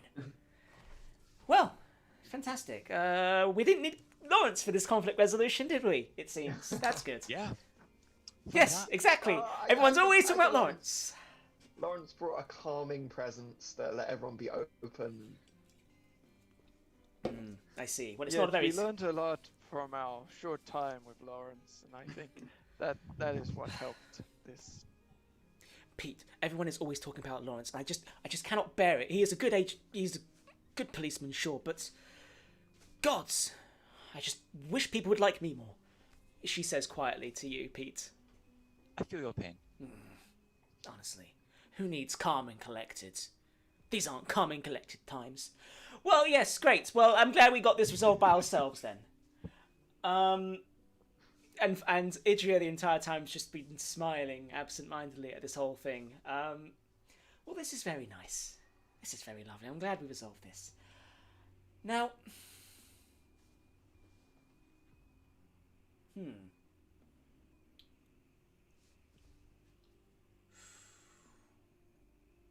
Sorry, give me one moment.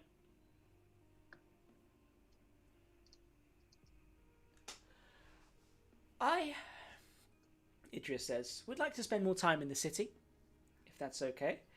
Researching at the library and talking to the Everbright Guild and various other churches. I would just like to, as I had intended, learn more information about these planar disturbances and what other people's experiences have been, before making preparations for further travel, wherever that may be. Again, I would just like an opportunity to do what I had intended to do. If that sounds okay with everyone here, of me walking along the streets of the city, in my mortal form, of course. And Violet says, yes, I'm sure we can arrange something. Yes. I feel we've resolved all we're going to resolve here for now. Unless there are any further questions. May we have guards posted while we rest? We don't want any unpleasantness. We would like to get a good night's sleep to prepare for our ongoing adventures. That sounds good. And I expect there will be trouble with the gangs in this likely very temporary power vacuum. So there may be more work to be done with you. If that sounds okay and you've been amenable to such. Guards.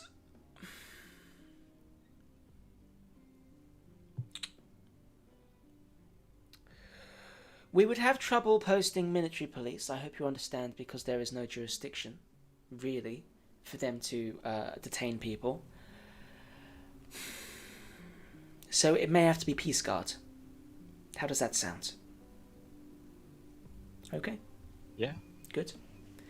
Will Lawrence be free? I mean, you know what? Maybe. Why don't you ask him? I mean, I will, thank you. Great.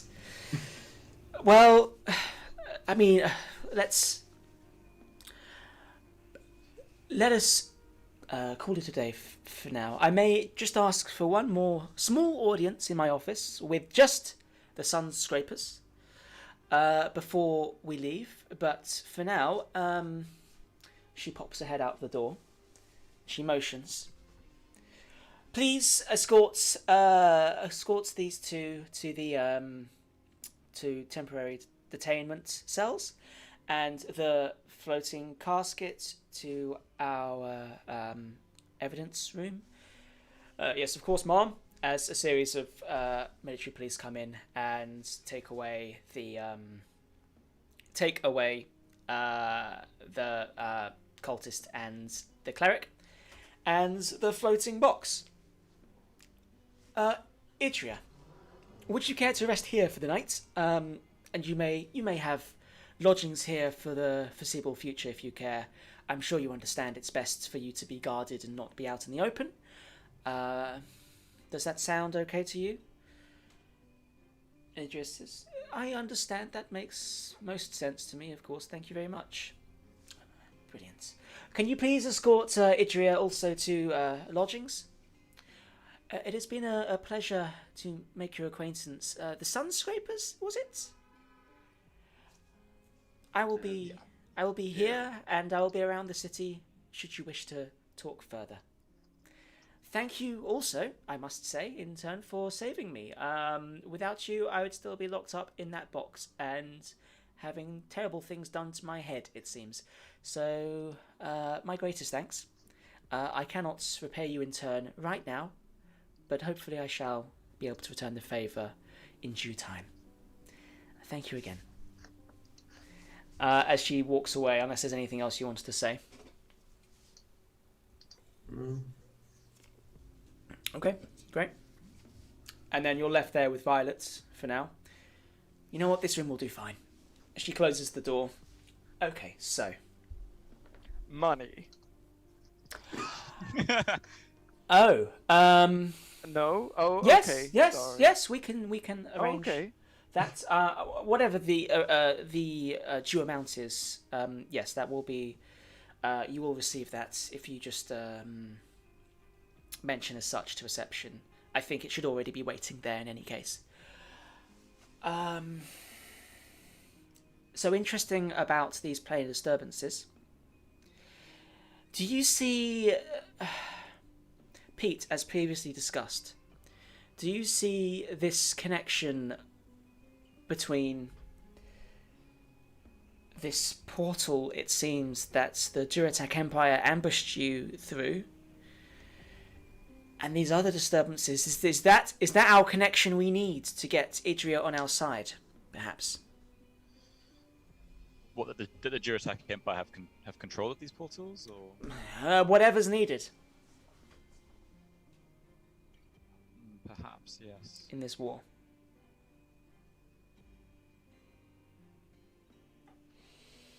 What was what was Idria? What was the name of the god she serves again? Corellin. And what's he the god of? He is the patron elf deity of magic and arts. Yeah. And Nolf is a deity of... She's a spider queen. And the animosity between them, which I think was touched upon at some point, is that they were previously lovers and no longer.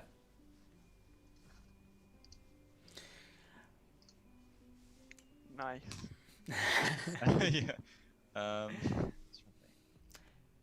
So this is how we bring Idria to our side. Yes? Yeah, if she's a follower of magic and the arts, if we're going against portals and demons, magic will obviously play a part of that. So I think it is good that we try and get her on our side. And we did save her, so she does kind of owe us one. Yeah. True. And there is this this thing with the Duratak Empire and the portal, and whether there's a connection there or not. But it seems like a strong enough link. Would you not say, Pete? Yeah, I think so. I think we can try and convince her at least. Perfect. See where we go from there. Okay. This is the angle maybe we take going forwards for now. To try and get... If everyone else is happy with that, yes. Yes. Yeah, I think so. Sorry, to explain, it would be best, we are in wartime, and to have a celestial agent on our side, of course, to look into these planar disturbances, which is, of course, a very concerning matter, but also in this war we have with the Empire, to have any support from celestial beings would be, well, greatly beneficial. Especially since it seems the Duratak are up to their own weird dark magics. So this is the angle, I think. Well, I say angle, this is what it seems to be the case, and it seems there is good reason for Idria to work with us, Estra. If you say so, Mum, just Yes, you're be kind As long to her. as she, as long as she's willing. Of course, of course. It's in all of our interests. Well, this has been an eventful day, and I'm sure an eventful few days to come. Do you have lodgings? I assume you need to rest? That would be great, yeah. Oh god, yes. We're really tired. It's been a long day. Well, let me... And rather cranky. It seems tensions were high, especially near the end there. But let's Let's sleep on it and see how we feel in the morning. Cooler heads prevail. Yes, of course. Well, wonderful. Let's pick up tomorrow. At least with putting out fires, it seems, in this temporary circumstance of this absence of gangs. And I will let you return to your lodgings for the night and rest up. And I will get guards out. So where are you staying? And I will have guards outposted. Peace guard, of course. I mean, I thought we'd stay here. Is there not a... We're not at Rust's place. There was another bar that we've got a room at, right? The Mimic? The Mimic, yeah. Am I going back too far with the Mimic? I can't remember. There was a place near the docks. It was like a boat on land. Was that Rust's place? That's the Elizabeth. Don't we have rooms at the Elizabeth? I think that's where you stayed the first night, yes. Yeah, I'd assume there again. Okay, cool. But I mean, if we could stay in the embassy, the Elizabeth, the bed wasn't that comfy. In this lodging, we are in a grand palace. There must be. I mean, I'm a small man. I can. All I need is a pillow. Okay, cool. Perfect. Yes, I'm sure we can arrange lodgings. Well, we will see to that then. And we will continue in the morning.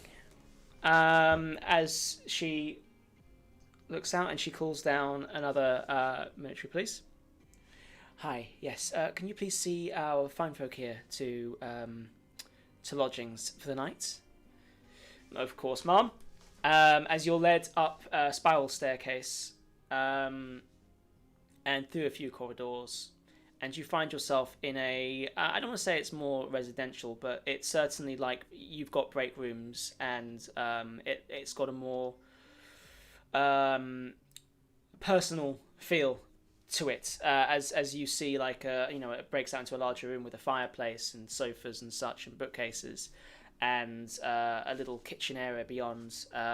You see a few military police kind of pulling all-nighters and just trying to get a break. One of them sleeping on a sofa. As they say, yes, you will find spare lodgings in this room here, as he opens up a smallish, humble room with two sets of bunk beds and, drawers to stow any personal belongings. A picture, an oil painting hung on the wall, just a landscape picture of Kenzo City. And there is a kitchen area. We keep it stocked with foods. If you need anything else, I'm sure you can go downstairs. And there is a larger kitchen who will sometimes take requests. Yes, is there anything else you need? Oh, of course, and facilities down the hall to the left. Thank you. Thank you. I just held myself to any bunk bed. Just pick a I'm free gonna bunk. crash out straight away. It's just a room for you. Bottom bunk. Okay. Yeah. All right. You all crash. Brilliant. So you all crash for the night, and you now may take your long rest. I can now press the long rest button. Oh my god! Christ, guys! That was 3 sessions in one day. Like, that was 3 distinct kind of things that almost kind of happened. Yeah. And they were like dangerous. They were things as well. dangerous, big things, yeah. I feel like it wasn't going well. I think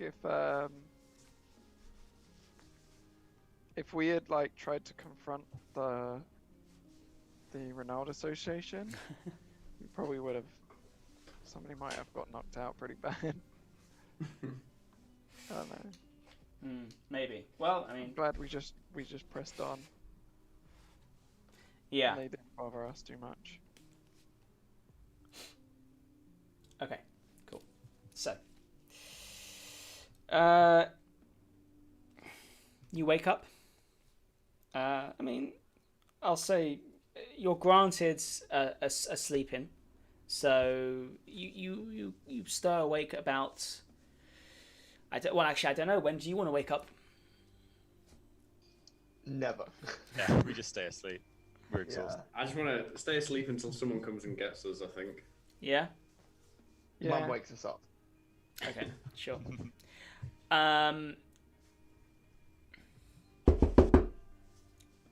Breakfast.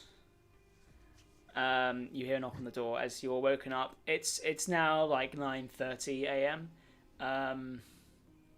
As a door kind of peeps around, this male human with a buzz cut.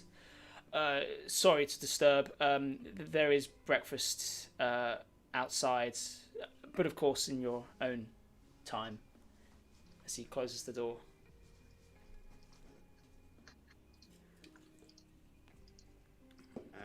I go and get some sort of bread and meat. There is a spread of breads, meats, of oatmeals and fruit. There is some scrambled eggs. It's a bit of almost a buffet, but it's because there's plenty of other police who are helping themselves. As it's a communal kind of breakfast. As they all take plates and serve themselves. And you do the same, unless anyone else continues to sleep in. No. I'll have a look for Lawrence. Okay, sure. We find him sat on a table. Make a perception check. Sure. Okay, let's do that. Oh, hang on, it's... is... 14. Okay. Not in the room. Maybe he just walked past the corridor. But yeah, you think you maybe have spotted him just walking past the door. Oh, I might poke my head out and say, Lawrence, could I borrow you this morning over breakfast, and perhaps we could all come together, the five of us, and discuss any conflicts within our party with you, the calming presence and mediator. As he kind of stows away a folder. This can wait. Yeah, of course. Let's. Yes. Let's. Lawrence is so responsible. Let's talk it out, my man. As he. As he walks back in. Oh, brilliant breakfast! As he just gets himself some scrambled eggs. Oh, hello everybody. I hope you slept well. Hello, Pete. Thank you for addressing me separately, Lawrence. That was very kind of you. No, it's just I hadn't talked to you as much. Well, I hope everything has gone fine. Things are bouncing off the effing walls here, let me tell you, with all these gangs and God, you guys, but hey ho, it's a living. Yes, let's take the sofas over there. All right. As he sits down comfortably, by some empty sofas.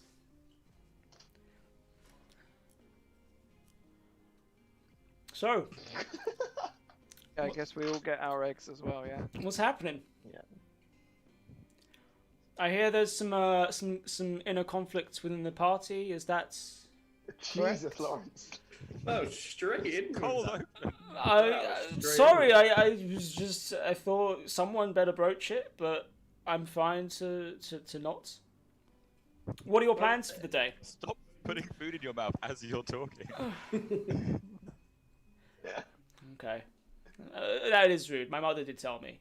My mom. Mom told us. Yeah. Mom told me not to eat with my mouth. Yeah, Mum told all of us too. Yes. Violet is a wise woman, isn't she? Yes. Wait, were you talking about? I feel like I should Violet? clear something immediately. Violet is not my mother. I was talking about my own mummy. Violet, we just call her Tell us mom. about your mother. Oh, so you're interested in his backstory? Oh, wait. Pete, do you happen to know what race Morton is? Yes, he's a gnome. Do you happen to know where his parents are?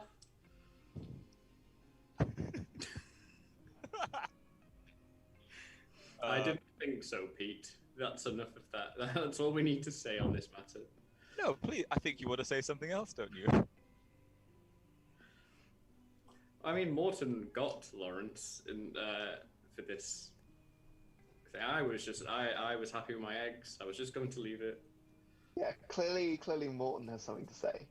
Morton, would you like to say something? I think all of us. This is an open, safe space. May I Look. just say?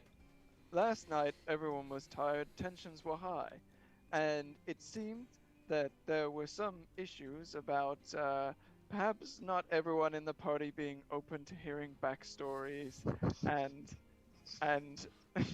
and such. You know, I realized that I had never discussed my past, and Sangmin here, I literally don't even know why he's with us. Besides just getting caught up at the start of this whole thing. I know vaguely Feros's background, but most of all, I know that you're on sabbatical, and that you're an officer. So, I mean, I just thought it would be nice for us to all discuss what we want out of adventuring, and you know, our goals in life, and what drove us to those decisions. This all came up, Pete, because I remember way back when I first We're going around the circle. I see. met you. I tried to tell you kind of a little bit about myself, and you rode away from me, and that's just sat with me. And it did hurt. And as Lauren says, this is an open space, and I just want to be honest. Well, thank you for sharing. Simon, is there anything you want to say? I think the group has expressed my opinion, my thoughts. Oh, okay. I see how it is. It's a majority. This is the talking biscuit. I'm going to hand this biscuit around, and if you're holding the talking biscuit, you may talk. I think it's a useful tool when mediating conversations to allow everyone's voice to be heard. It seems there is still some underlying confusion or tension, let's say, over what everyone expects from an adventuring party. Of course, I hear adventuring parties are, well, they're primarily composed of individuals with individual goals, individual feelings, but there's individual backstories. But there are shared interests. There are reasons to be connected, and so I think this is where we want to look, is to find out what the glue is that holds this party together. This is a strong party. I know you've done a lot of great work together, and you seem like fine fellows. This is just an opportunity to consolidate, to be sure of your connections and your friendships to each other. Well, let me pass on this talking biscuit first to Theros. What do you tell us? What are you looking for out of this adventuring party? What are you looking to gain? What are your motives, and what drives you? As he hands the biscuit to you. That'd have been amazing. Please, if I had please. a Yeah, it would have been. Yeah. If you've got a biscuit, break it out. Well, you know, as I explained, I'm very worried about my home mountain. We don't need to go back into it, but what I want from this is to save my mountain, and having a supporting group around me that will allow me to do that would mean a lot to me. and I was ostracized and bullied in my mountain, and I'd say you're my friends, and I've never had that before, and it just hurt when I thought I found a friend, and then you rode away from me, physically repulsed by my story. That is all, and I've passed the biscuit to the next person in the circle. You are heard. As you pass it on to who are you passing it on to? It's up to you. I guess to Pete, because he's not actually defended himself yet. Oh, Pete. Pete, you have the speaking biscuits. Never mind that. Don't worry No, about it's it. fine. It's fine. Jesus Christ. Well, everyone, thank you for sharing that. That was very, very useful to hear. I respond well to constructive criticism, especially from people when it's all at once. And clearly has been sort of planned and organized, and you've even made a new friend to bring in to criticize me some more. So thank you, Lawrence, for being here. This is all very helpful. I'll do my best to improve, to listen more. I understand that maybe we don't talk enough about our feelings or what we want to do, our past, things like that. So if this can be a chance to start, then that would be great. Sorry for speaking out of turn, but Pete, thank you. You are heard. What are you looking from this party? What are your goals and ambitions? What drives you as a person? Well, where do I begin? The city that I grew up in was destroyed by a dragon, and then I've sort of been a police officer since then for a very long time. But I've been trying to sort of grow professionally, so that's why I took this sabbatical to see more of the world. Which means ultimately, I guess, that doesn't really give me any driving force as a party goes. It just means I'm sort of along for the ride, which is narratively convenient, but doesn't really sort of push me towards any particular people or goals.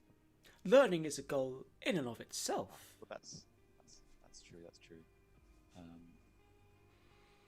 Shall I pass the biscuit on now? If your piece has been spoken, yes, please feel free. It has, unless it comes back round. I feel like this is going to go on for a while. No, not necessarily. Simon, would you like to? Okay. Simon, you have the speaking biscuits. Yeah, with the biscuit. I suppose, like Pete, my backstory is kind of a background thing.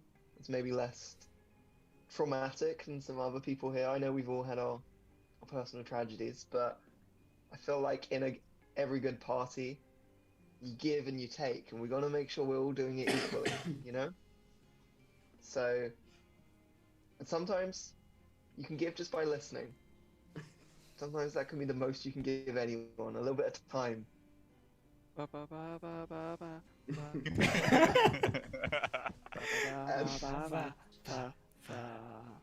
I haven't done this for a while, so I really appreciate the space and the time to do that. I'll pass on the biscuit.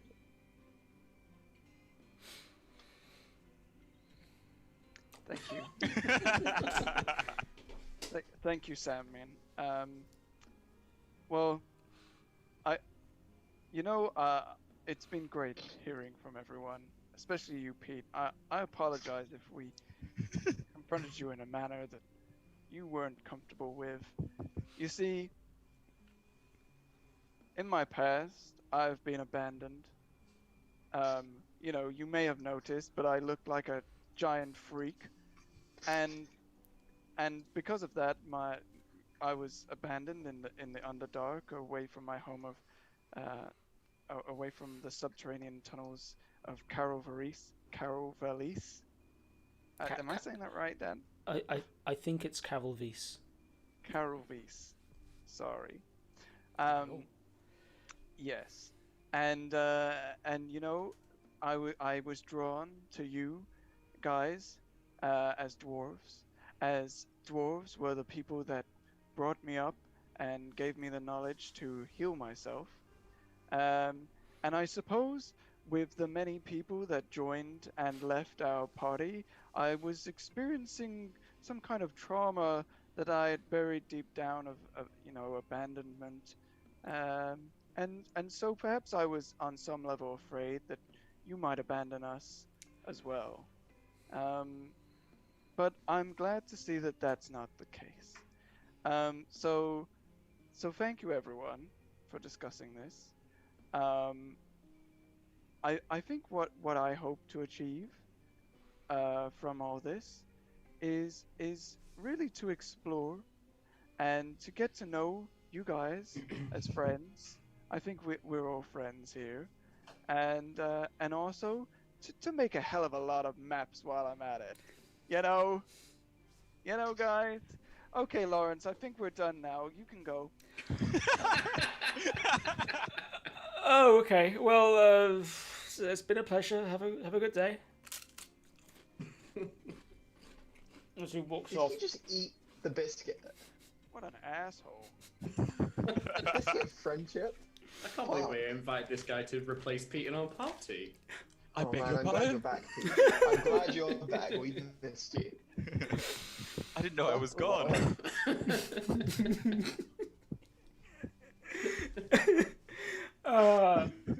Well, that was Conflict resolved. wonderful. Conflict resolution is always a wonderful, beautiful thing.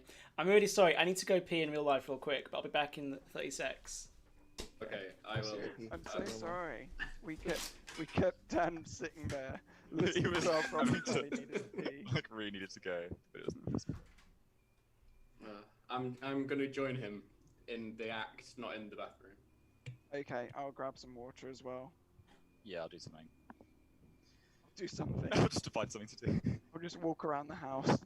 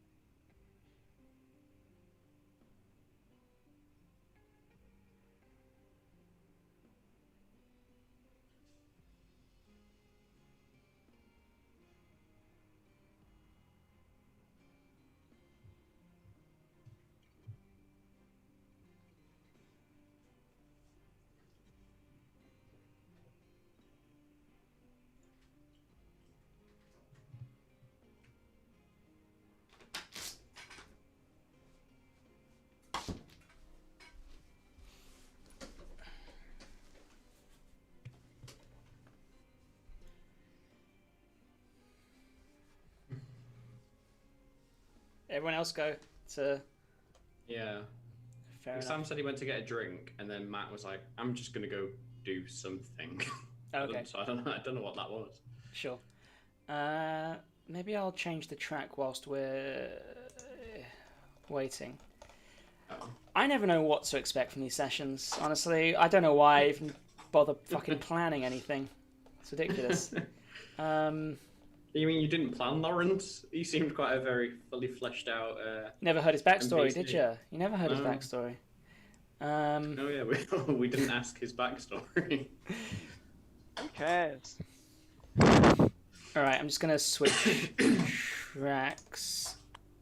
I brought some biscuits in case we needed any Another- more conflict resolution. Perfect. Alright, I'm just going to change this track to... What was I going to change it to?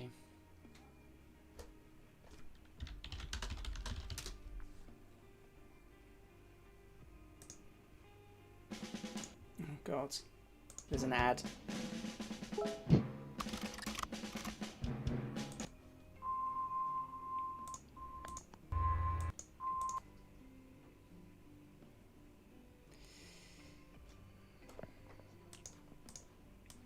So, are we streaming right now? We are streaming. I don't know if anyone's watching, but we are streaming, technically speaking. I'm just going to change the track. Oh no, the things are all wrong. I need to wait till we get Jamie back, because then it'll re-change the... Oh crap. Yeah. That's fine. Okay. Shonk.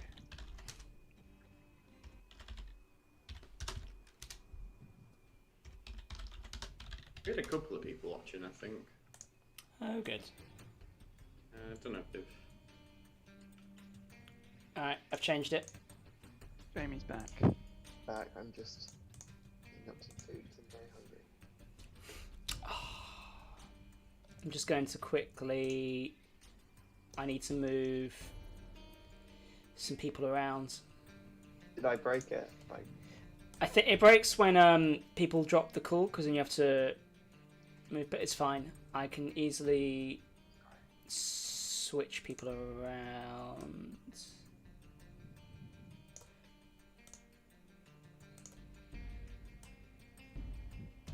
There we go. Yeah, perfect. Cool. So, having had your conflict resolution, you finish up your breakfasts, and you make your way back down to the main area, where you see,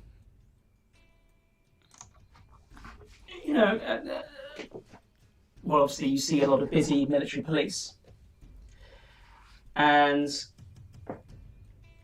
one of them comes up to you. I hope you've had a good sleep. Your payment is just by the desk over there, pointing towards the reception. How much were you? Does anyone make a note of how much they were owed? I think it was like 500 platinum. That'll be a lot. Nah, that's what I heard. I'm pretty sure that's what it was. Yeah, it was each, right? Sounds reasonable. It was a hell of a day.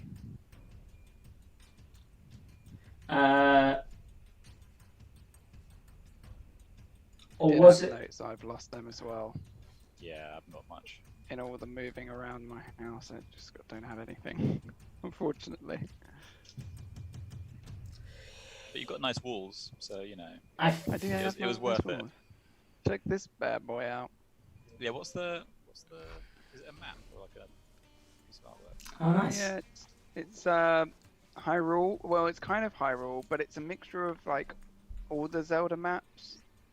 Because there's stuff that doesn't really, there's like Lake Hylia and Death Mountain and things that just not right in exactly the right place as normal. So Okay. I think it's just a mixture of different maps put together, kind of thing. I have a map being delivered from one of the D&D podcasts I listen to. Oh, nice one. Which one?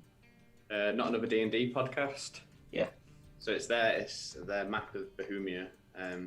It looks really cool. It's like a canvas map with like wood frames like holding it either side. Oh, nice. Yeah. That's cool.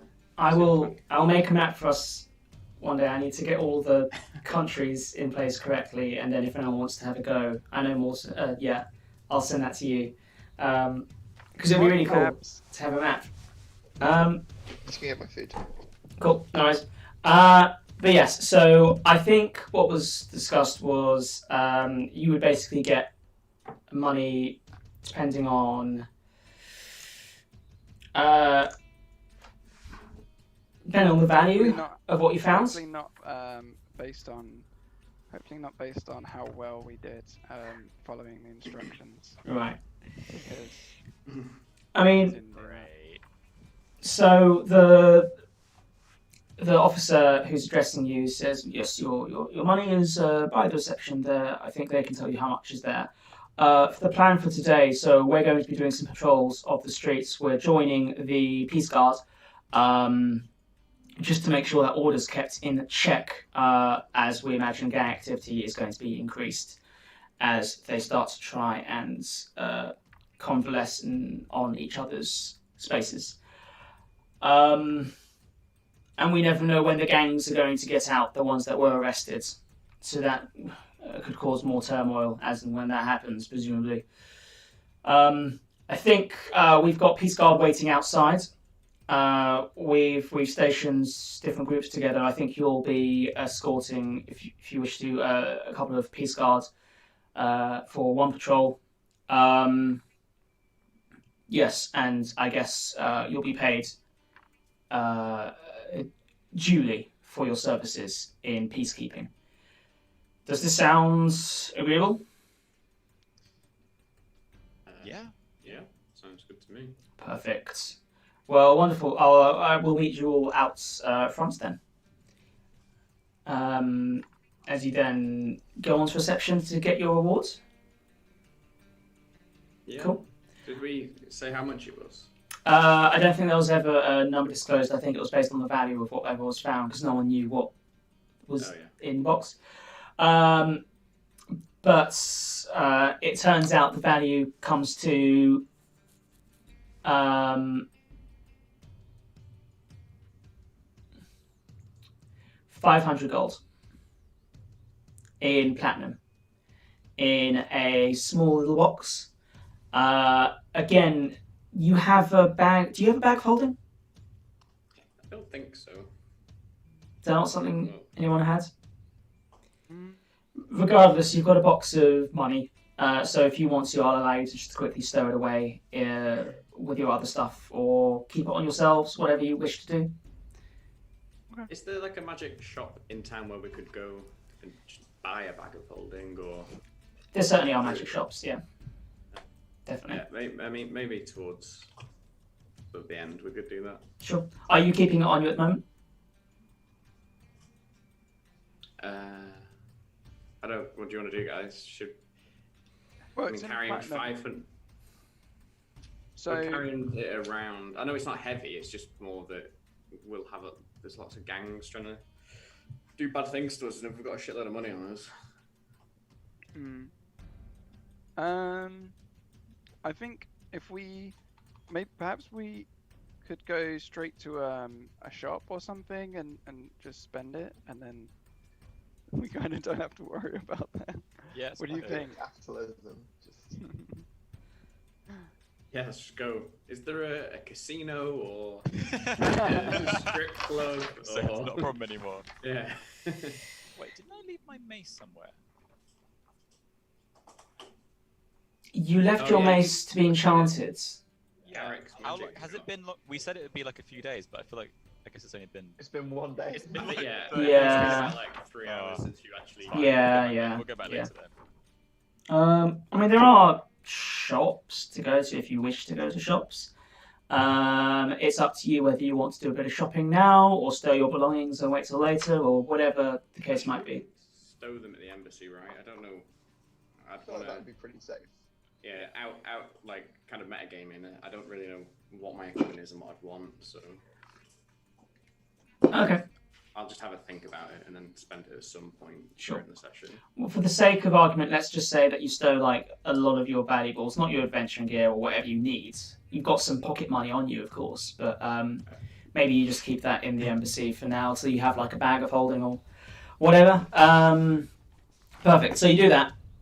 You get back outside to the ironwrought gates of the compound, where you see a collection just outside of Peace Guard mingling with the military police, the Peace Guard outnumbering the military police, and you see a Peace Guard member with a list.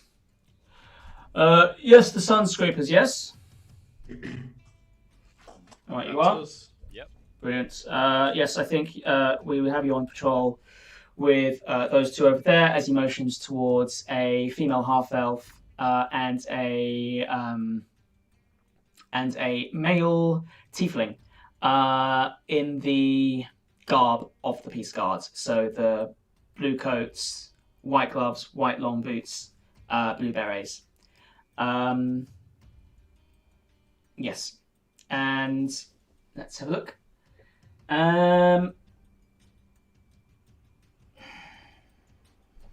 Bear with.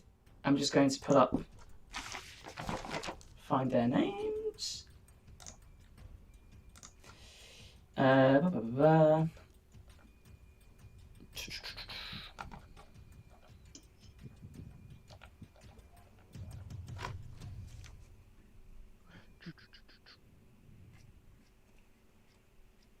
Do I have names here? No.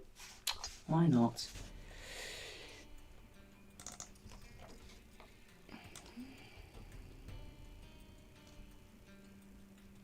Okay, so the female half-elf is called Jocelyn. She's got a cropped black hair.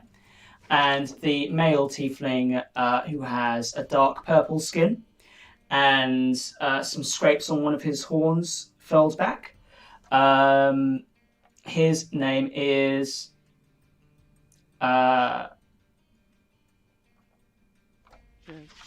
Lucius. So Lucius and why have I immediately forgotten her name? Did I say Jocelyn? Yeah, Jocelyn. Yeah. Cool. Lucius and Jocelyn. I'm just going to make a quick note.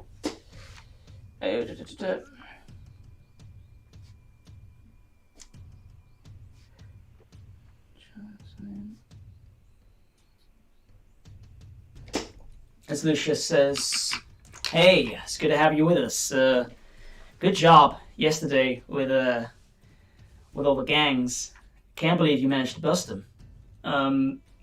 Well, as you can tell, things might be a bit hot in the city today. So it'd be great to have you both, all of you, with us on patrol. Make sure we're keeping the peace. Peace guard. I'm Lucius. This is Jocelyn." She nods towards you. All right, we've got our own route to go. Unless there's anything else, let's get going. Cool. I'll take that silence. All right. Yep. Yeah. Cool. Got it. That's really exciting. Yep. As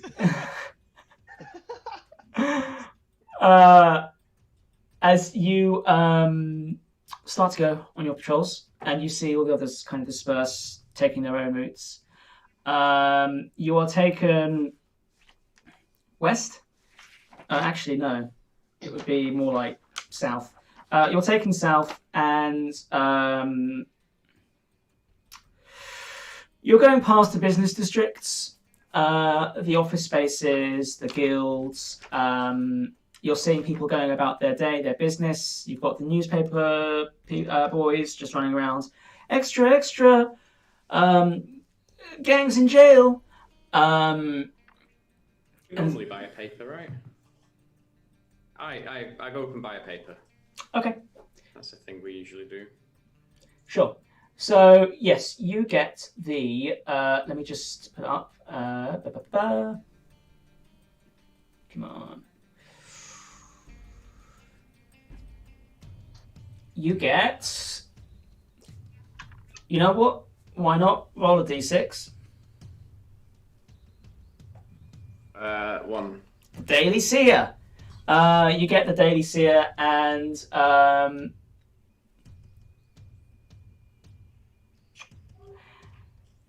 actually, I'm going to backtrack on that a bit. Apologies. Instead of saying extra gangs busted up, he's saying extra should New Lifeland get more involved with the war? So the headlines are actually about the war with Duratak, and how New Lifeland and the council are in talks with Estra, Cherin, and Lovia about becoming more involved with the efforts against the Empire. Having a look through, there's no immediate headlines on the gang bust-ups. There's literally just a few pages in, word of commotion in a bar in Hell's Quarters. There's no news on that. And there's, some news about some kind of disturbance at the church, and citizens were woken up in the dead of night by the bells. But there's no specific news on what happened.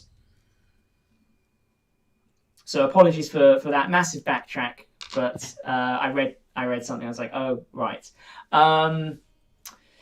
So that's what the paper's saying. No mention of you guys. And Disgusting.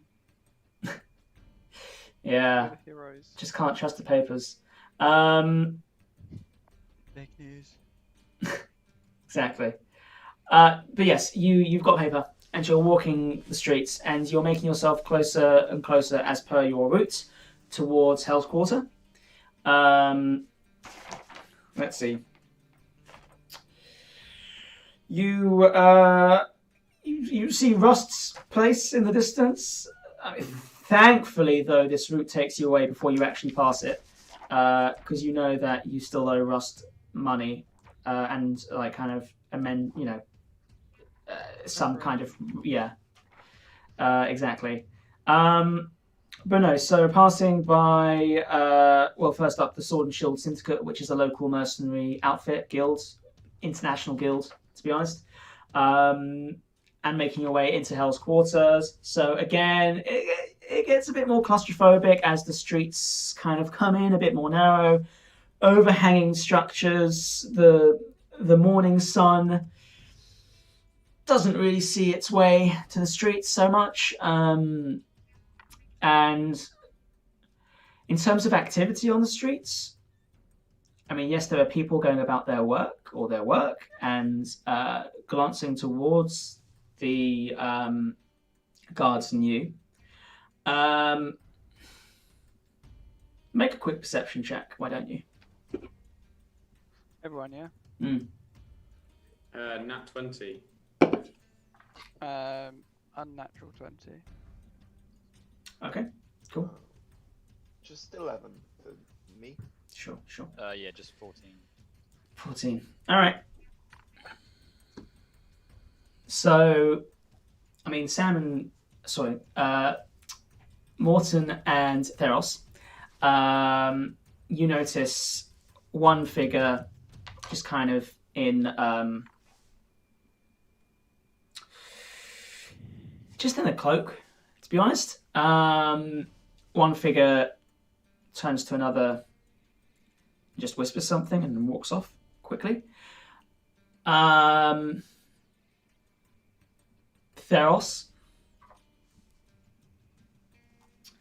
with your natural 20, I will let you know that you heard a snatch of something. Are they ready? That's all I heard. Are you ready? Are they ready? Are they ready? Yeah. Okay. And just walking off. And the other one just kind of leans against and looks to you and looks away. The guards pay no heed as you continue to walk. Anything you would like to do as you find yourself in the streets of Hell's Quarter? I just quickly, in the moment, guys, there's those two people there. They are setting something up, I think. I think we should try and follow them. They didn't seem good. And I get no response. So no, silence means yes from our group. Okay. We discussed that earlier. Okay, so yeah. Sorry, we all meant yes. Okay, cool. Okay, So I guess, I take the lead, kind of follow after him. As I go, I'm just going to cast Pass Without Trace. So we get plus 10 to our stealth rolls as we try and follow these people. Interesting. Okay. Are you telling the guards? Just refresh my why were we with the guards again? We were just on patrol, weren't we? You're to kind on of clean up for basically. Yeah. Any trouble on the streets? Peacekeeping. I mean, I think this is kind of keeping the peace if something's going to happen. So yeah, I don't see why we. Hang on, let me just see what. For each creature you choose within a feet of you, including.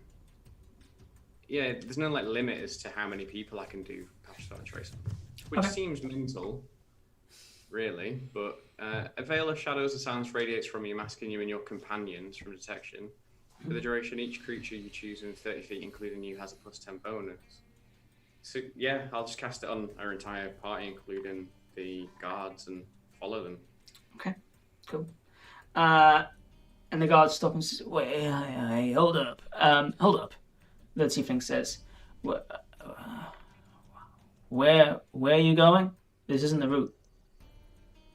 Well, we're out peacekeeping, and there was two guys. Sorry, was it two guys? A guy and a... Yeah. No, two guys. Yeah. Yeah, there's two very suspicious, cloaked-looking guys over there. It's a nice, warm, sunny day. No need for big cloaks. They kind of whispered something to each other and nodded at us and walked off.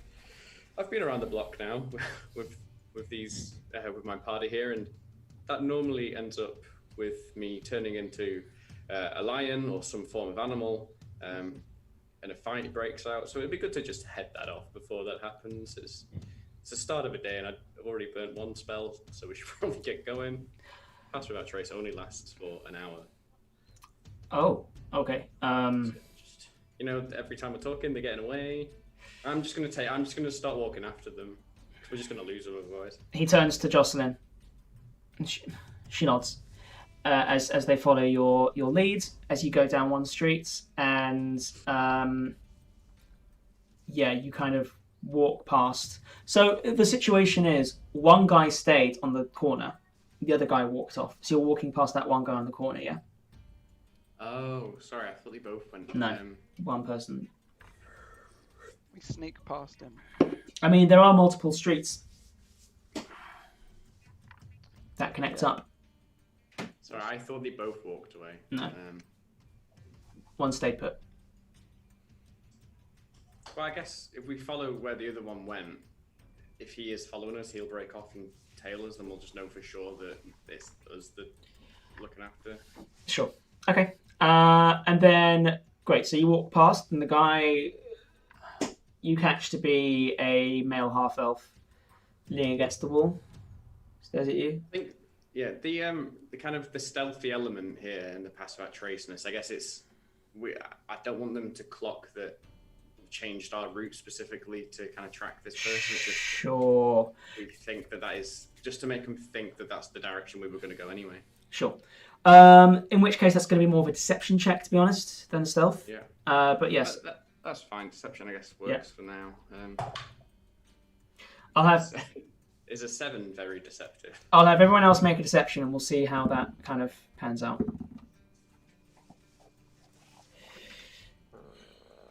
24. I think Mawson got a very high number. 14. 1. Okay. Very low number. Cool. 24, 14, 7, 1, and then what the guards got. Sure. So, you walk on. The male half-elf just looks. And then he peels around the corner after you've walked a distance away. You continue to try and follow the lead of this guy, this cloaked figure. Can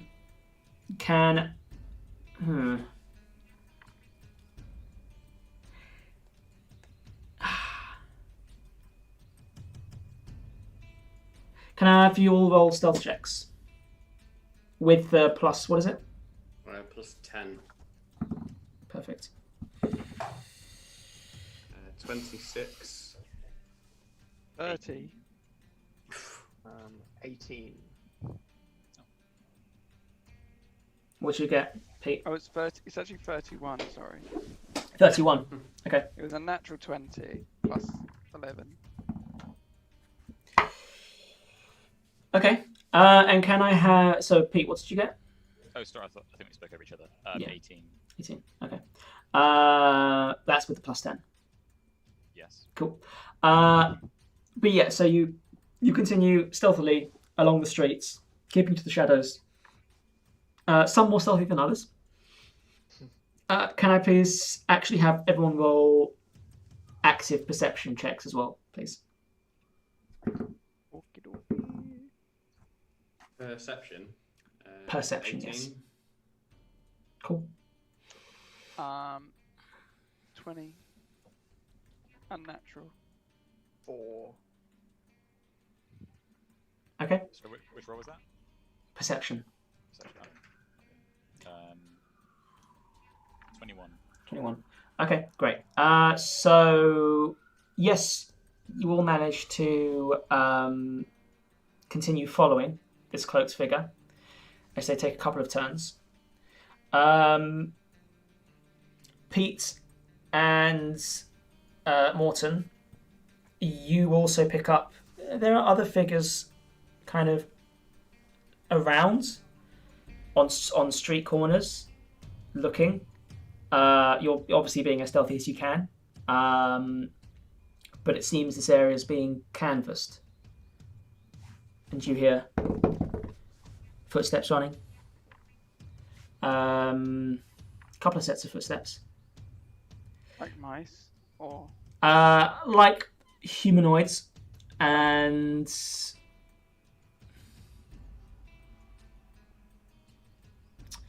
Morton. You don't know if Jocelyn was with you the entire time? I mean, she's with you now, but there might have been a point when maybe she lost your tail or something, or she wasn't with you. okay. And yeah, you're continuing on to. I assume you're continuing to pursue the cloaked figure, correct? Yeah, I guess. Yeah. I'm just gonna say to Jocelyn. What? What is it? Is everything okay? We might have lost track of you for a second there.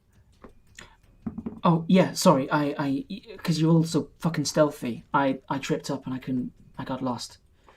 But I found you guys again. Yeah. You guys went in the shadows for fucking seconds and I couldn't find you. But I'm back. Yeah. So we should keep detaining this guy. Does she seem like she's lying? Make an insight check. Okay. Oh, there's a natural 20 plus 1, 21. This is mad. Google dice roll is amazing. Sometimes. Hard to read. Hard to read. Hard to read. Surprising. Hard to read. As the others continue following this guy, this cloaked figure. I'm gonna say.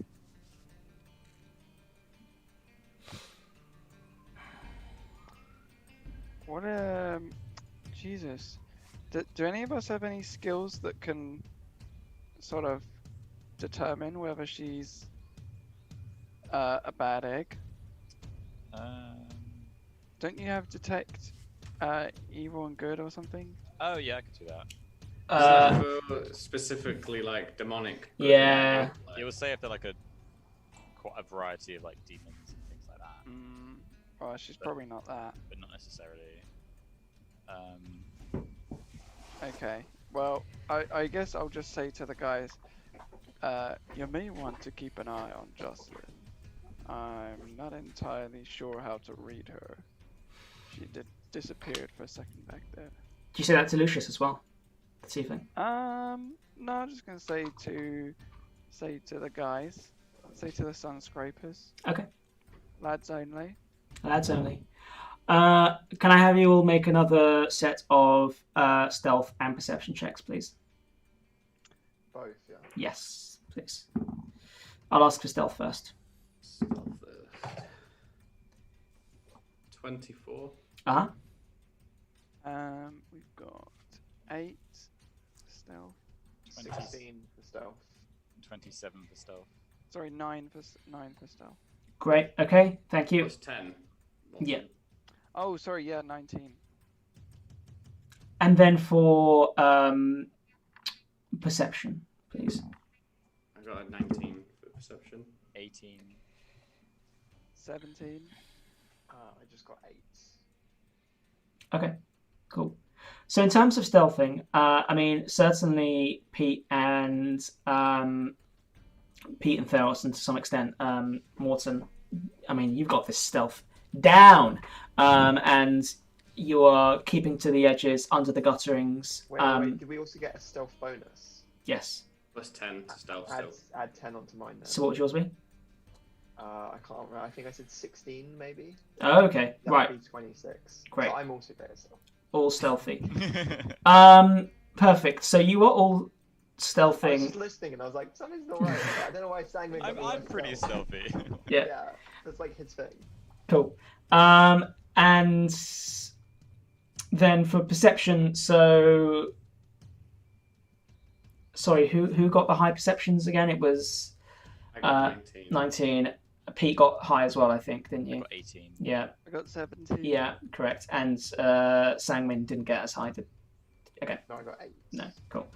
Okay, so you're being very stealthy. You don't think anyone can see you really or track you. The guards aren't as stealthy, in all honesty, as they're tailing behind you. And then you can see from perception Pete, Theros, and Morton. There's more activity. Something's happening here. There are people like on the sides of streets whispering to each other. There are footsteps. There's some running. You hear a carriage stopping somewhere just beyond, and you don't know what's going on, but there's some activity happening, and you sense something up around the corner. Do we get a sense that something's happening because of us, or just we're about to walk in on an event or something? Do we get a sense of that? I'll call it an insight check. Do an insight check. 21. You think it's in relation to your presence. Okay. And we think it's up ahead to, like, just directly ahead of us, or you said around the corner, right? Up ahead, round the corner to the left. To the left. You sense some activity there. I'm going to fall back to kind of like, so we're again to the party and just say, should we, if they are getting onto us, should we kind of throw them off and just dip right down an alleyway and kind of discuss what's about to happen?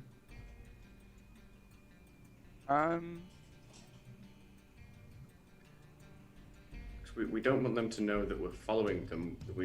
This was our route. This is just the patrol that we were taking. Yeah. Yeah, let's do that. Cool. And what's Jocelyn up to? Jocelyn and Lucius hung back whilst you're like talking to each other, and Lucius comes up and says, "Everything okay? I'm gonna say. We're gonna lose that guy. I'm gonna ask him. He's just gone around the corner." I'm gonna ask him. Have you had any eyes on Jocelyn? What do you mean? She disappeared for a moment. I'm just not sure what happened to her.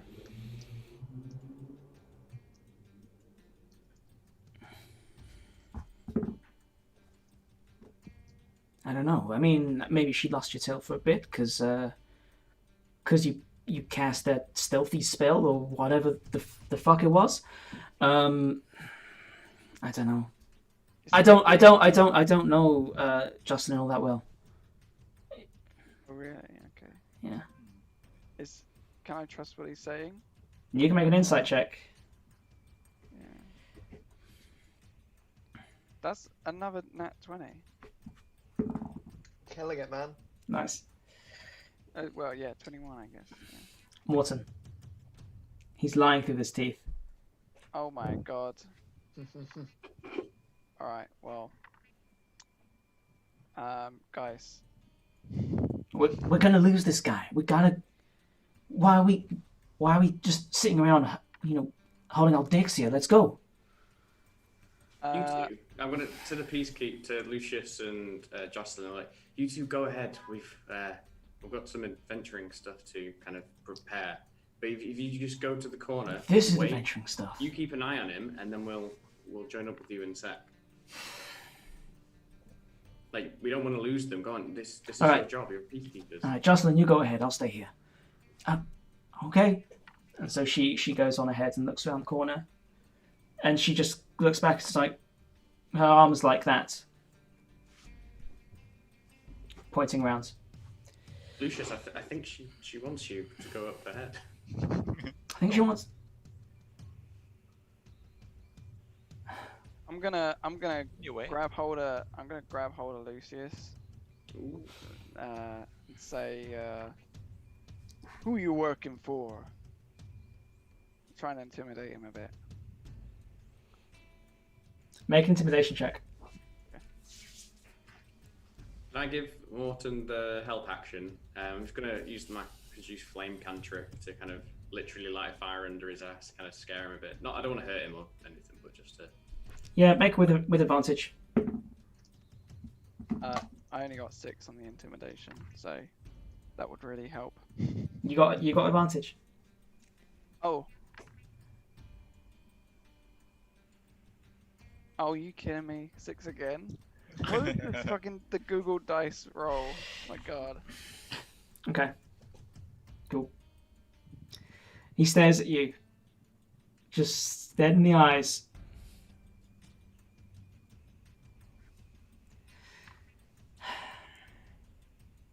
They're over here!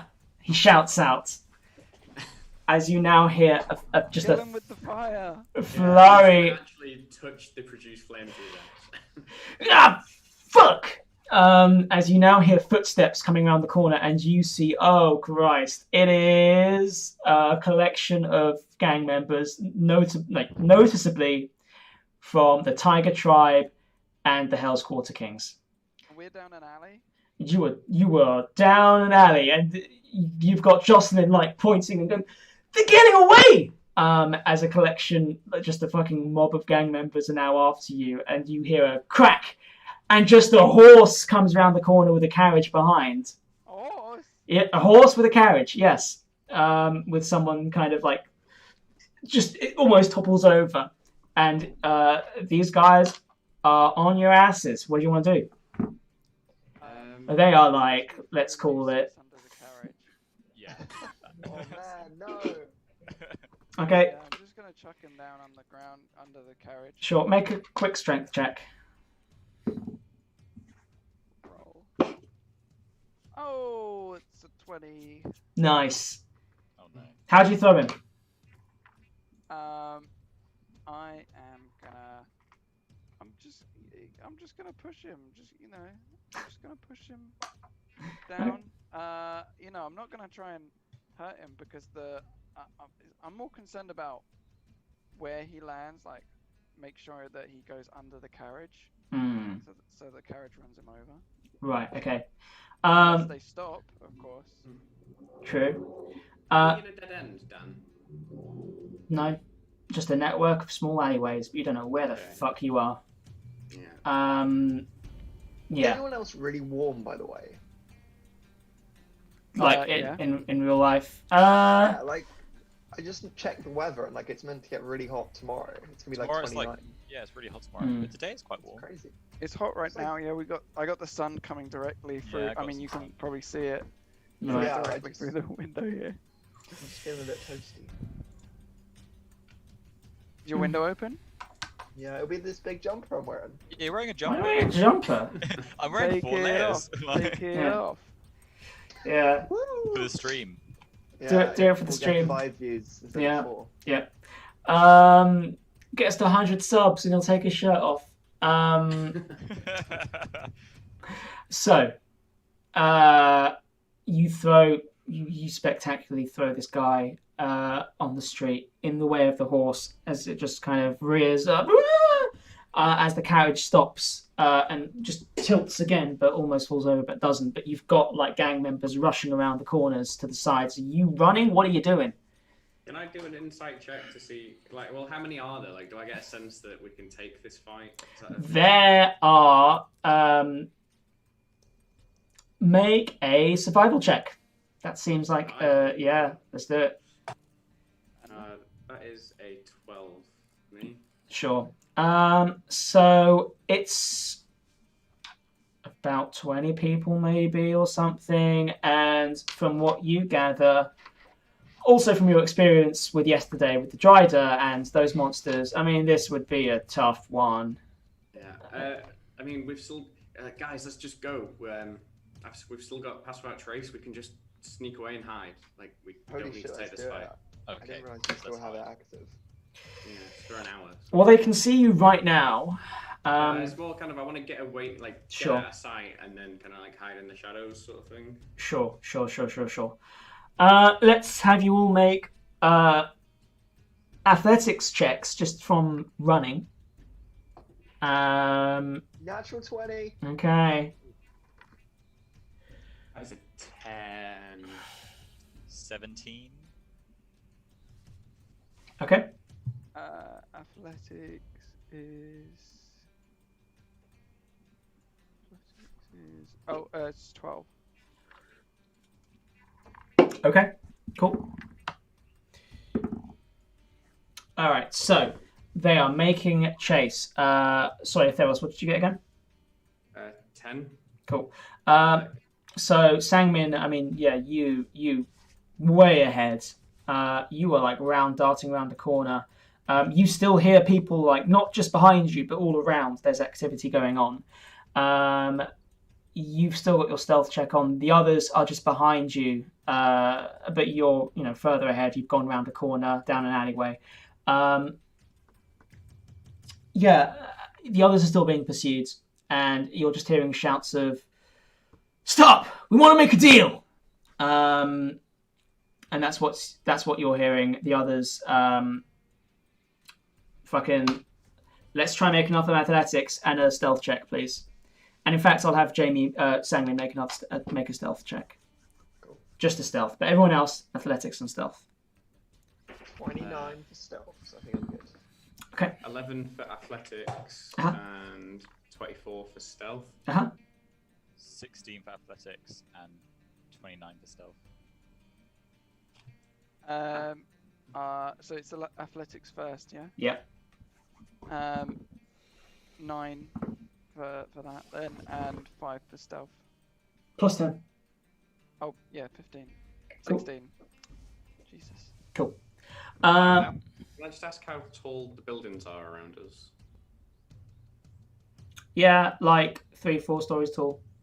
You've got like some access ways to get up, some ladders, that kind of thing. You've got like some overhanging, what do you call them? Overhanging, fucking, what's the cloth kind of thing that you'd have over a shop? Awning. Awning, yes, thank you. You've got some overhanging awnings, and again, like some of the buildings overhang themselves. So yeah,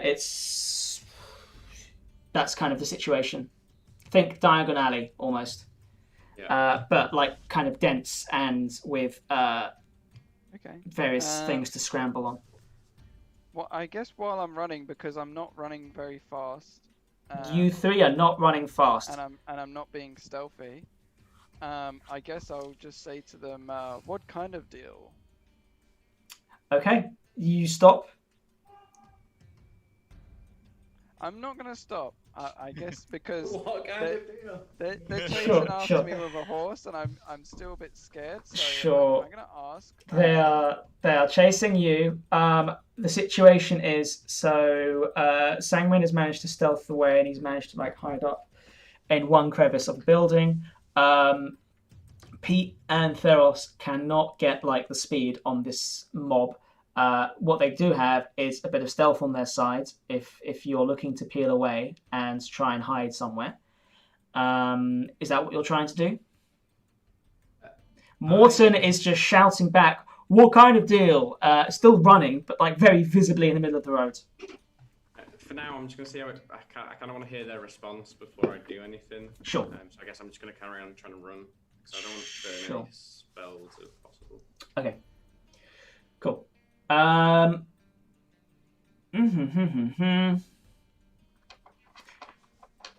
treasure hunt! Treasure!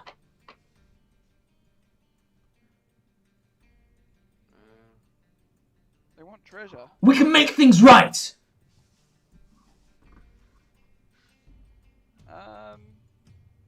Should we hear them out? We can always just start running again if possible. Yeah, let's just stop and have a chat. Yeah. Sangmin, are you going Stick to? to a stop and be like, Yeah. treasure I'm not music. I'm not gonna reveal myself. I'm gonna listen in. Sure. Good idea. Yeah. Okay, that's good. You're out. So yeah, with your stealth, you manage to like climb up a bit. I'd say, unless you want to stay on the ground. But you're able to position So yourself. I assume I was kind of like hanging on something. Like... Yeah, you're hanging on something, and if you want, you can pull yourself up on an awning and get yourself on a balcony and kind of listen in. Perching, Yeah, basically.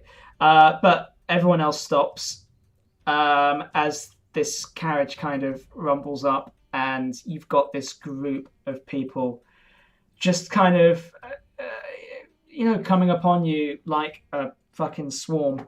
About 20 or so. Can we I want to position myself so we still have an escape route. Like, I don't want it to be circled, if possible. So that's what Theros is thinking and trying to do, just to. He's like, whoa, that's 2 meters away. Social distancing. You stay back. Like, we can talk from there. You don't need to come any closer. Make persuasion. What is with this? I shouldn't have changed my dice. 6 + 1, 7 to persuasion. Unless someone wants to like kind of help in the party. I guess I'll jump in and I'll go.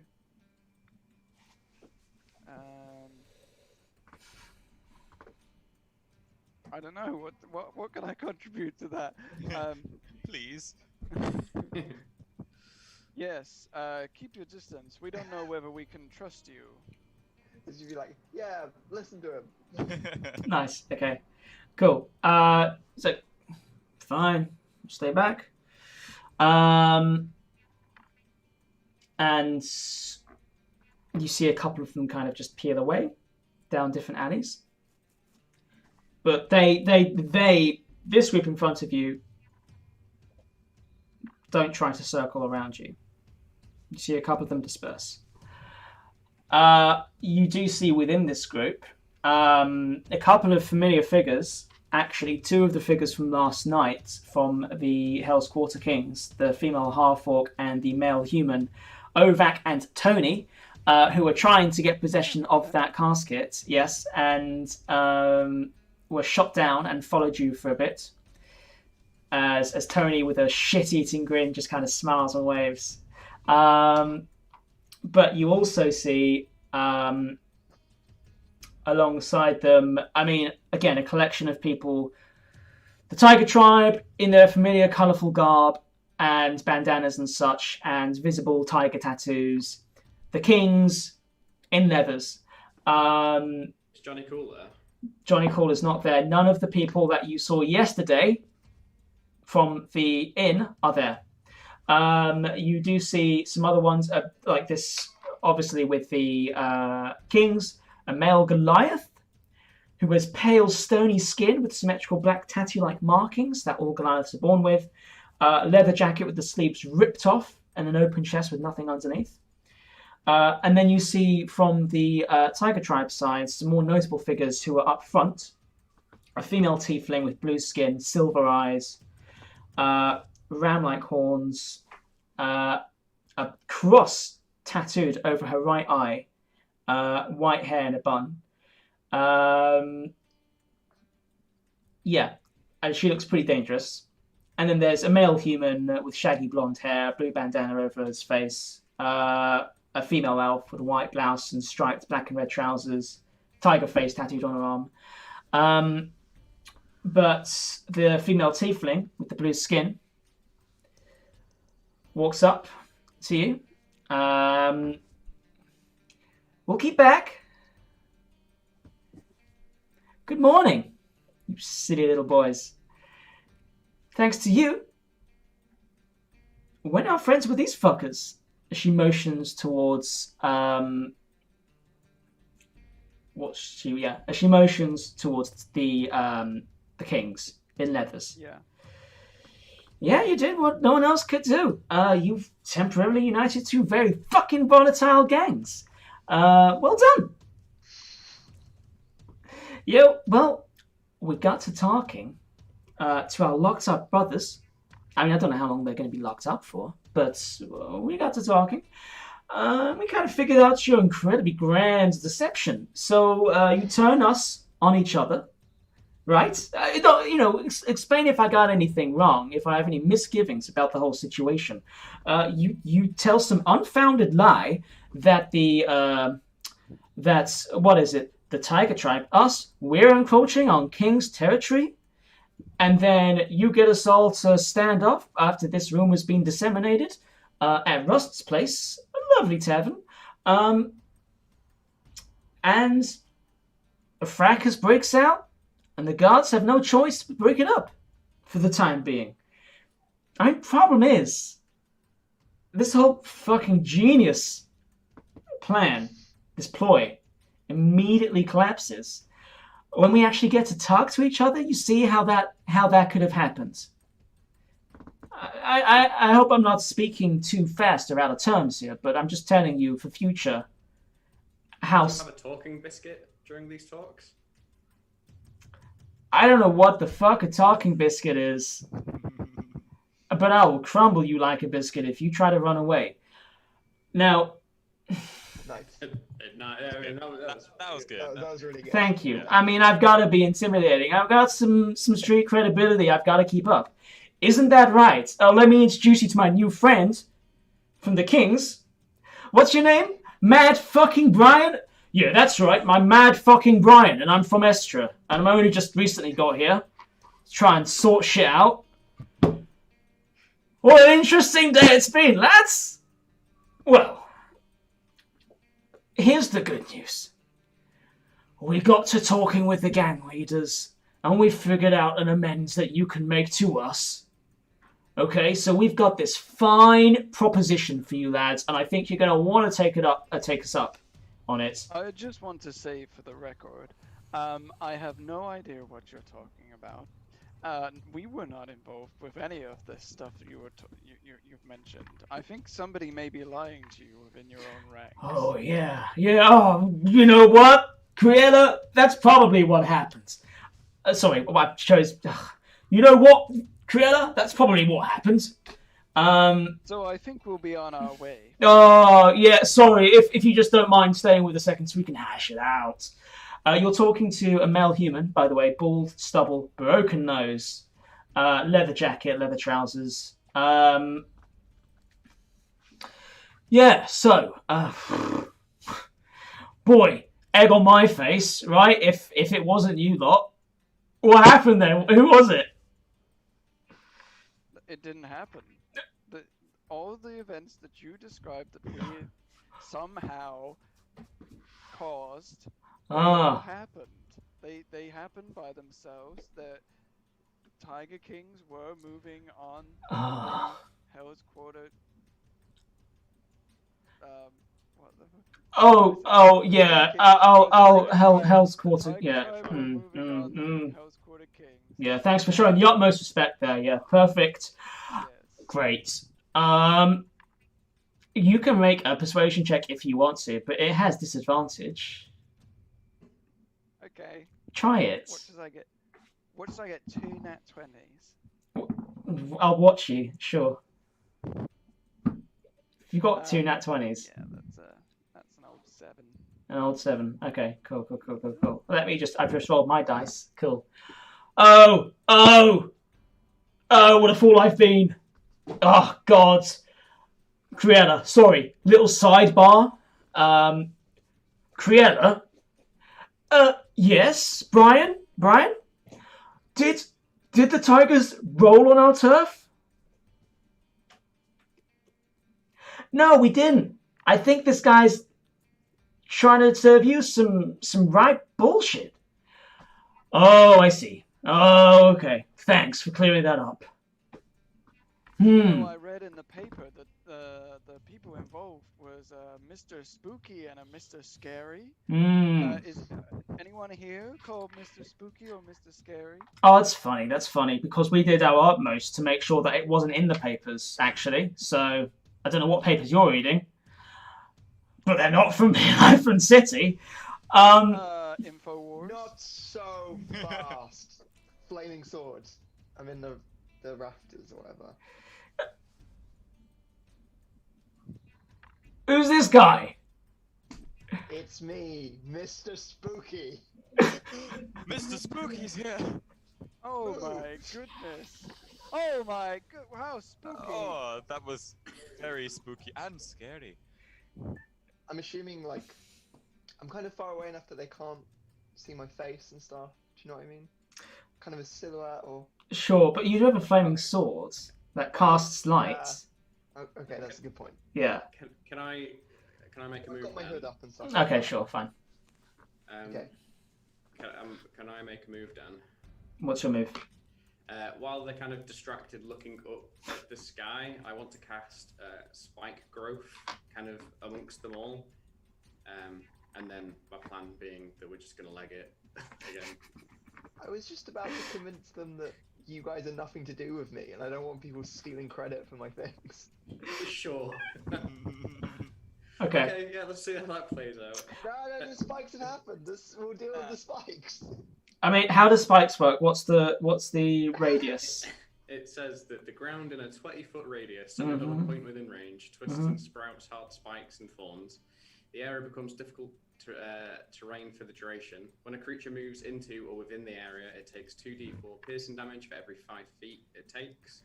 And the transformation of the ground is camouflaged, not natural. Any creature that can't see the area at the time, which, I mean, they can, so that bit doesn't matter. So they know I've done it. I'm going to position it because they kept it. What's the strength DC to get out? There isn't one. It's just, so the ground in a 20-foot, they just have to move out of the area, but they will take damage.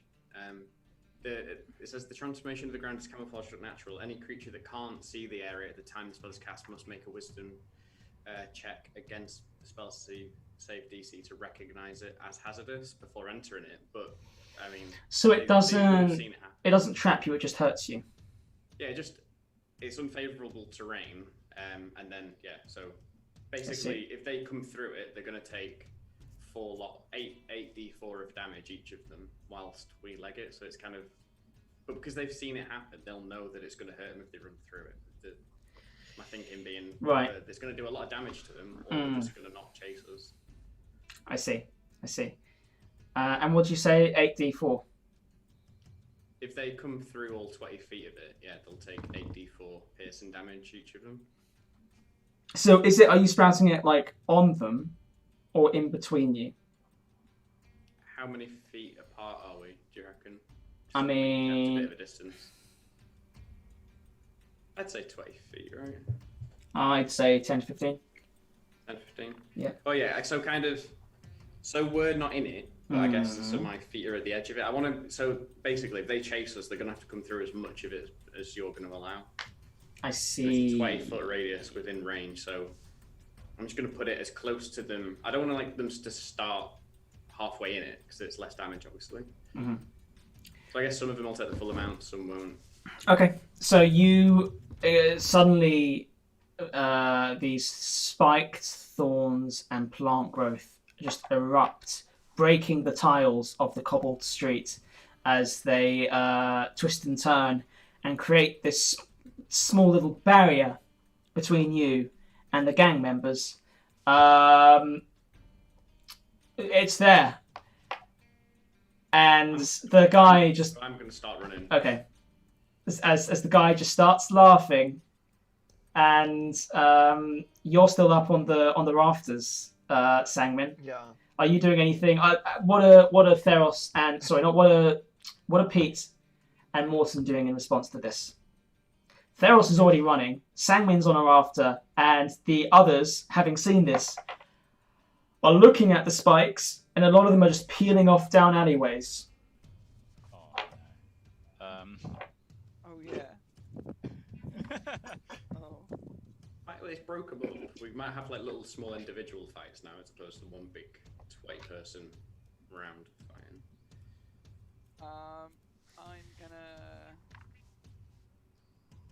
I'm gonna try and climb up to get with Sangmin. To Okay. get up there with him. That's going to take some acrobatics. It's going to take some acrobatics check. Yes. Let's do it. Pete, what are you Can't doing?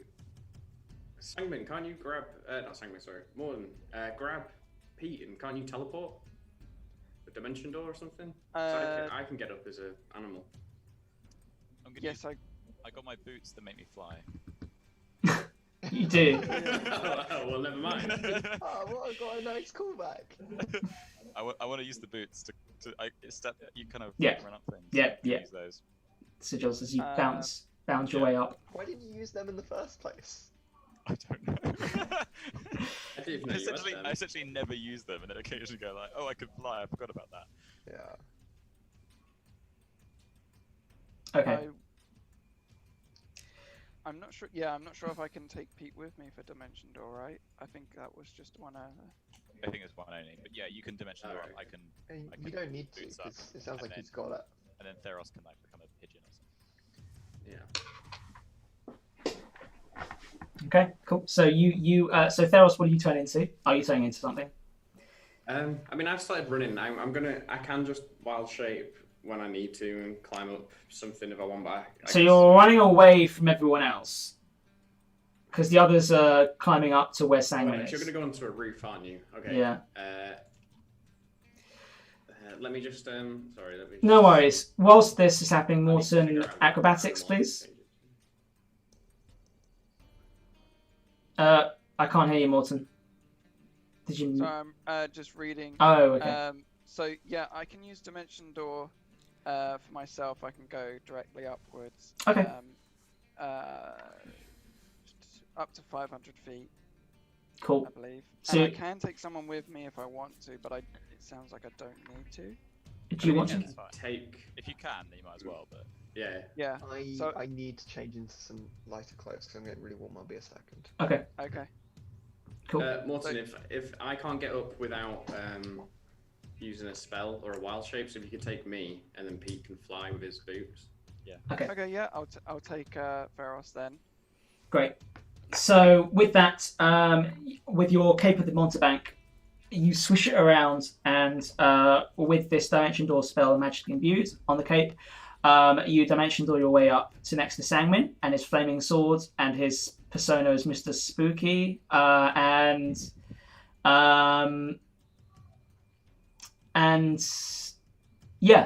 Pete, using your boots, you just kind of jump, make your way up to the rooftop.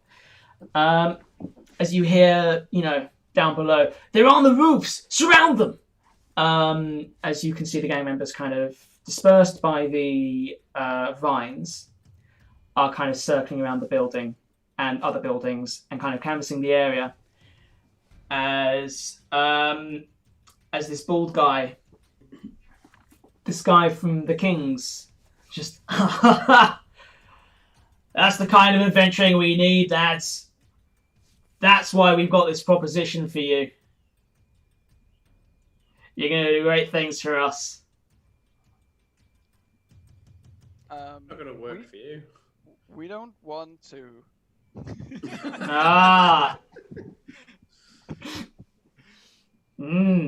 Point taken. Okay. So you're standing there. You're not running off right now, or are you? Or are you staying on this building, having this conversation from a rooftop? Yeah, we're up on the rooftop. Yeah. Are Just you- kind of looking down. Okay, so you're not like actually scaling buildings yet. You're just on the roof. Yeah. Okay. Cool. All right. Kriella. Might as well have a conversation here then. You good? Nice t-shirt. There's a camera on during that, and we got an eyeful. Yeah. Oh, we saw your butt. I'm glad I got my butt out, so that's... Yeah. So, just to catch you up, Jamie, so everyone's now on the rooftop with you. and you're Nice. being surrounded by the gang members, but you're having a conversation from the rooftop right now. You haven't yet started like running along the roof tiles and such. Kriana,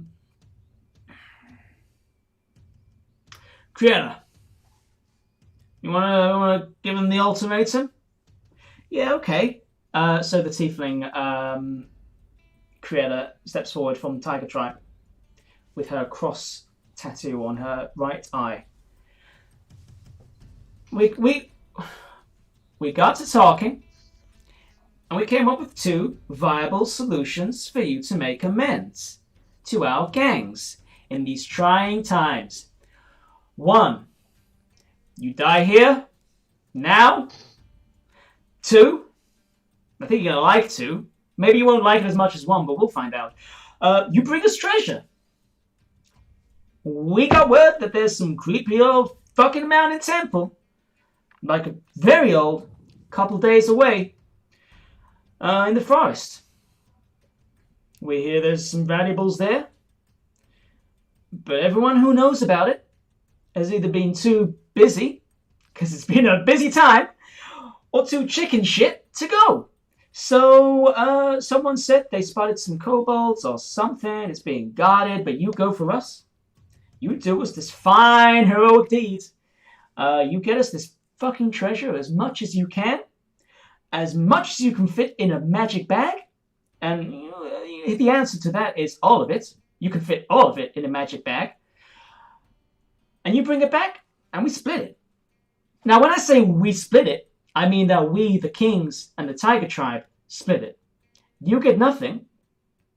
I mean, you don't get nothing. You get the God's given gift of waking up the next shitting day. So what's it to be? 1 or 2? I like both, to be honest. Pete, Morton, Sangman, what do you think about option 3? We go get the treasure, and we keep it. Ah. I love it. Yeah, You've kind of given Sounds away like a your whole. Oh, yeah. We Oh. don't know about it.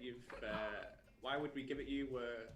We work for the king of Estra. We're not gonna hang out with you guys. Yeah, okay. You think this is gonna work? Right.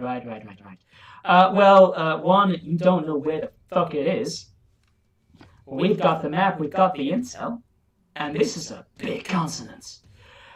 And 2, I mean, if we give you the map, we're happy to do so, you know? Because we can trust you that you'll give us back the treasure. Because we've got a way to track you. So if you don't give back the treasure, we'll fucking find you and we'll gut you. How will you find us exactly? How will we find us? You'll find out. We've got a way. That was great. I don't think they're tracking us, or they're able to track us at all, guys. I think We'll be should able to just go. track you. Morton, they did mention a map, and I know you like maps. I don't know if that's something you want to try and get hold of. I would like that map, and if we need to kill all of them to get it, then so be it. I'm shaking in my boots. You're gonna kill us all. I like this character. Is this mad fucking Brian? No. This is Mad fucking Kriana. Mad fucking Brian has got some other words for you. Okay. So, how about this? Things have got a bit tense. Brian, yeah, let's just take it down a notch. Yeah? Yeah, lads? We go back to our warehouse. We give you the map. We brief you on the details. You just shift on and do this little task for us. We call it quits at the end of it all once you've got us all the treasure. How does that sound? We've even got a fucking carriage for you. Well, you should have said. I didn't realize that. Yeah. You were trying to run us over earlier. We weren't going to try and run you over. We were going to try and beat the shit out of you, but we weren't going to run you over. So, I keep getting the accents. So, your carriage awaits. What you say? Or are you gonna just live on top of that roof? Oh, sorry. Silence in our party means yes. Ah. Alright. Fucking get the carriage. Oh, we gotta get down. Oh, you got to get down! Yes! I'll use these boots, that'll help. I was gonna say, can I do like a perception check to see if there's a route we can head to, like if there's more rafters we can run between? Sure. It's a natural one. So Natural one. Me.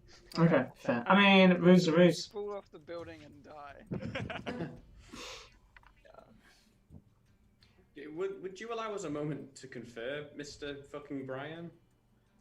Mr. Mad fucking Brian, if you will. Sorry. Thanks. Mr. Mad fucking Brian. Yeah. Could you just allow us a moment just to discuss among ourselves? We've learned today that talking is very strong in our party, and I'd like to continue that trend. Ah. What you're offering is a good deal from the sounds of it, but Yeah. The only deal you'll get. Yeah. Yeah. Would you just allow us just one moment? Of course. Guys, what the fuck do we do? So my question is, if his surname is Mad fucking Brian, what's his forename?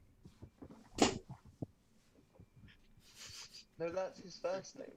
No, he said Mr. Mad fucking Brian. Maybe his first name's Like Sirius. Mr. Simon. I mean, that's not really an important question. I was trying No, to I get think. Oh, yes, I think now it is quite important. Okay, just I feel like we're not done. That could Brian. be point John. two. Mr. Mad fucking Brian, we've not done conferring, but if we're going to enter into some sort of deal, what's your forename? Sorry. So my name is Brian. I should have been clear. Mad fucking Brian is just a colourful little nickname that people gave me. Okay. Yeah. How did you? No. How did you get that nickname? Oh, 'cause I'm mad as fuck. Hey, you know what? I've got this Goliath here. Hey, do you want to tell him your name? And the Goliath stony, comes forward. Yes. Hello. It's nice to meet you. My name is Vimac, Eye Stabber, and Akathol. And how did you get that name, Eye Stabber? It's because I stab eyes. We've got a lot of colourful, fun names here. Okay, thanks for clearing that up. We're just going to go back to conferring now. Just very briefly. Right, so, Morton, we've cleared that up. Are you happy with that answer? I suppose so, but I guess the question I'm wondering now is what's his surname? Well, let's just wait. If we go back to the warehouse with them in the carriage, you'll get a map and you might know the answer to that question, but it may also be a trap. Very good point. Do we want to go back with But them? also we're trapped now, right? Like. I mean, This roof. We're on a roof. We could. He can fly. I give Pete a clap on the back. I can turn into a panther and run. I don't know what you two can do, but we may be able to get out of this. I mean, I suppose I could run and jump and things, but it could be quite a risk. Should we have a vote? I don't know. Do you want? I'm gonna pull out like a cracker from like a trail cracker kind of thing. Sure. This is the talking cracker.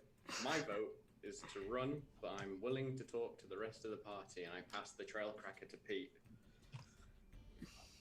I think we should hear the criminals out. As more gang members surround the streets I pass it to around you. I think it is worth hearing them out. Pass it to. Now, this is the issue of the four-person party, isn't it? Oh no!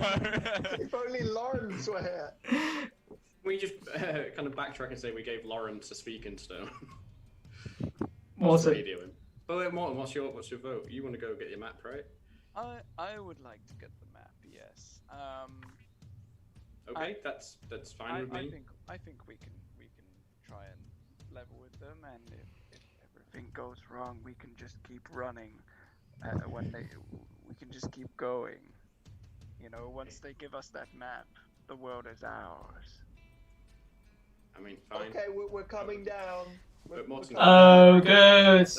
Morton, can I have my cracker back? Yes. Okay. I put it back in my bag.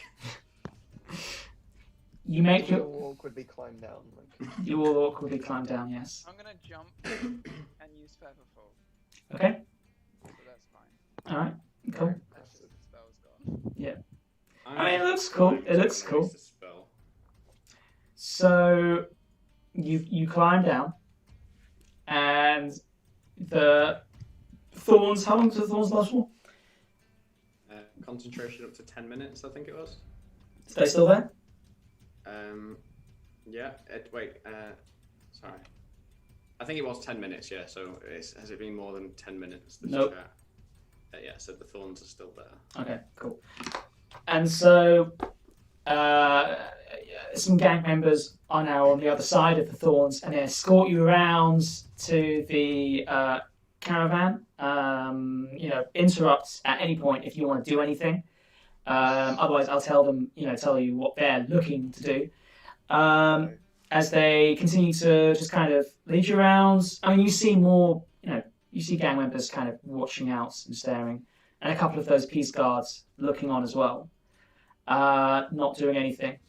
In cahoots, you come to the carriage, and you see a gang member there with some bags. Now, I hope you understand, lads. This is just a formality, so you don't know where we're based. We're gonna have to bag you. I thought I'd give you the luxury of knowing. How's that? It's kind of me. I'm a kind guy. I suppose that being aware that you're being bagged is better than a surprise bagging. No one likes a surprise bagging. No, you do make sense. Great. Okay. And a hand tying as well. Well, again, surprise hand tying is unfortunate. So. Surprise hand tying is unfortunate and tricky. I mean, why? I mean, let's be honest. Do we need to be tied? Bag will stop us seeing where you're going, but I'm not going to feel where we're going. You're going to maybe try and attack the side you don't like this. We're bagged. Yeah, we're bagged. We've agreed, and there's at least three magic users here. We're even surprisingly on board with the whole bagging thing. I feel like you can trust us. And there's also about 20 of you, and it's just 4 of us. So I think there's no real. The hand tying's a bit too far. Okay. What did you say? Yes, mad fucking. Oh, mad fucking Brian. Okay. He wasn't saying fucking Brian. No, I thought. Okay, I thought you said sad fucking Brian, and we would have had problems. Guys, if we beat them later, we have to keep calling him sad fucking Brian. And so you are voluntarily bagged, and then you start to feel your hands being held, and rope is starting to be wrapped around your hands and tied together. As Chris says, sorry, it is a surprise tying, actually. I hope that's okay. We thought a heads up would be nice for you. Are you going to resist? I mean, just for the record, I'm not happy with this, but Noted. Yeah, you're giving us reasons to trust you and then take them away. It's a fine balance. Mm. So Yeah. if this was a fine character, line. this was a Telltale game. It's Theros remembers this. Okay. Right. But is there anything you actively It's a do? question of any good relationship. It's about giving and taking. I feel like we gave you the bags. But you was taken. You was taken. You know what you did? You took our... you took our gangs from us, didn't you? And our leaders? Oh, let's not live in the past. You know. I feel this is a bit of a take-take situation in this case, then. I maintain that was Mr. Spooky and Mr. Yes. Oh, and sorry. Yes, you are the aforementioned Mr. Spooky, aren't you? Or Mr. Scary? I don't know fucking which one it is. But you're one of them. You admitted as much. What? I, Mr. Spooky, was trying to say, Ah. was rudely interrupted, is that Mr. Scary is the guy you need to go after, okay? Spooky had nothing to do with it. Ah, gotcha. Gotcha. Yeah, it's me, Mr. Scary, that you're after. Who said that? Under the back. Well, I'm glad that was resolved. As you're tied up, you're bagged up, and a carriage. You're kind of going along. You don't know who's in the carriage with you. You feel some other bodies, but you're sat along in the back of this carriage, this paddy wagon almost. As you're trundling along the streets, and you just hear one voice say, "Hey, was there really a bear at the guards station?" Was that something we did? Yeah, I Barros did. yeah. Oh, is he asking us? I thought he was the. He's asking you, yeah. Yes, I believe there was a bear. And if anything carries on, if there's any more surprise, hand tying, leg tying, dancing, waterboarding, you may get to meet the bear again. Well, okay. Just, and then, as a bit of flavour, will you allow a partial wild shape of my vocal cords to? I will allow that. I will allow that. Yes. So I kind of growl as a bear. Very nice. Make a quick intimidation check. Why don't you? This one. Oh, an unnatural 20. Nice. They flinch back. Whoever's in there flinches back. Obviously, all obviously surprised and a bit scared. Anything you guys care to do whilst you're having this lovely little carriage ride? You can't see anything. You can just see lights going past as you go between streets. Can't feel anything. Yeah.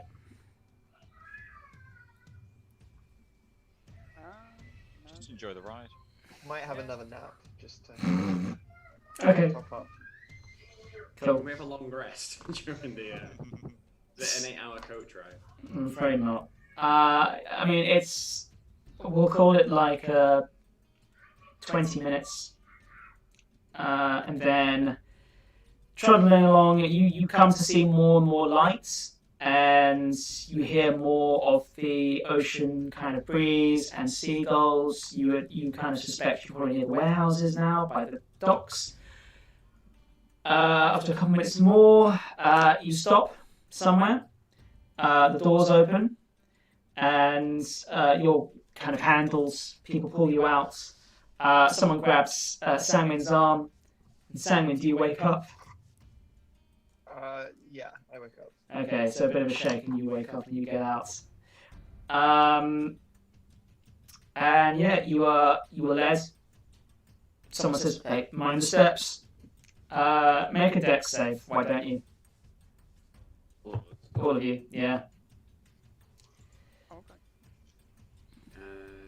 Dexterity. 16.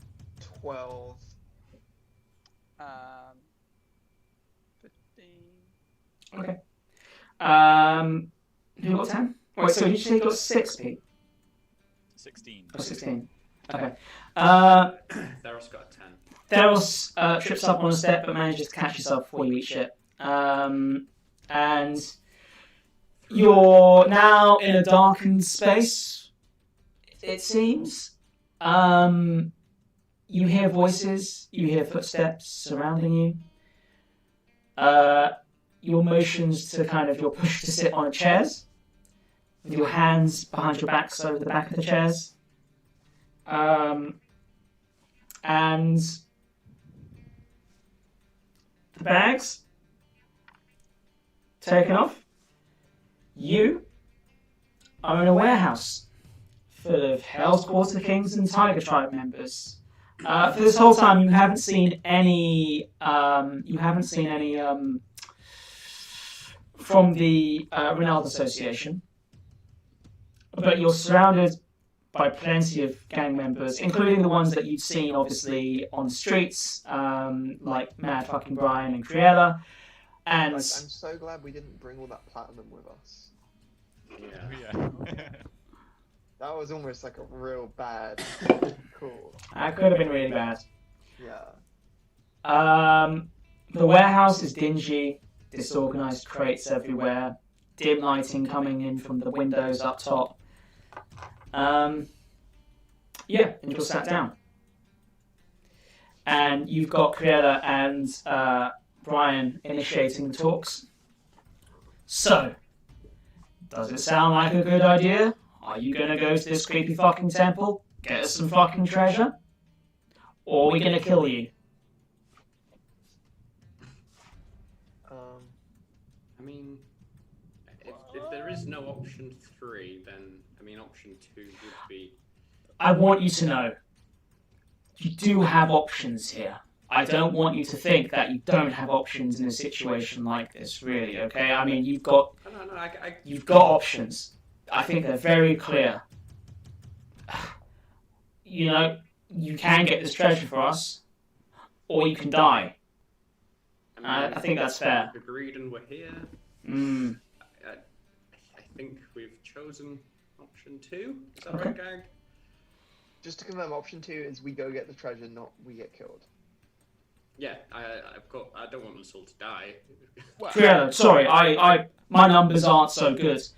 Yeah, I think option 2 is the one where they get the treasure for us. Great. Just to be clear, we're not going to mention options. We're going to go get the treasure. Okay. Well, we'll take option 1 off the table, off the metaphorical table, right? Good. Well, what a lovely conversation this has been. So, Eye Stabber. Yes? You got the map? Yes, I do, sir. Great. Well, as was discussed, we do have a means to track you. So, if you get this treasure and you fuck off, never to be seen again, you will be seen again. And we'll find you. And I think, Criella, you said we'd got them? Yeah, that's right. Okay. So.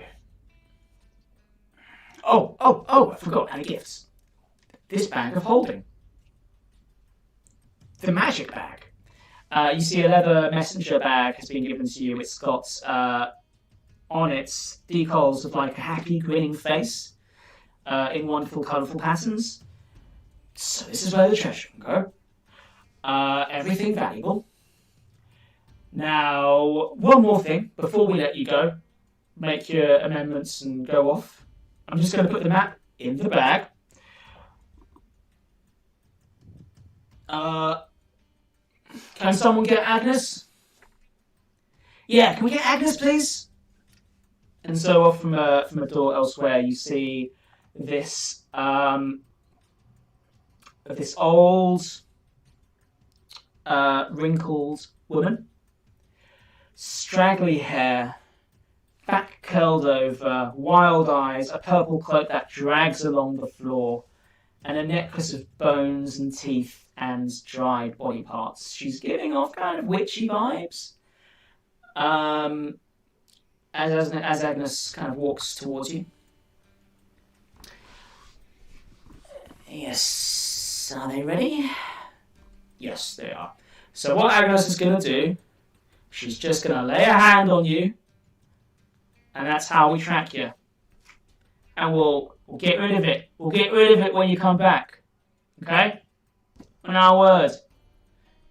But she's just going to lay a hand just to make sure that we know you don't fuck off. It's a bit like the bag situation. We good? Giving you the knowledge.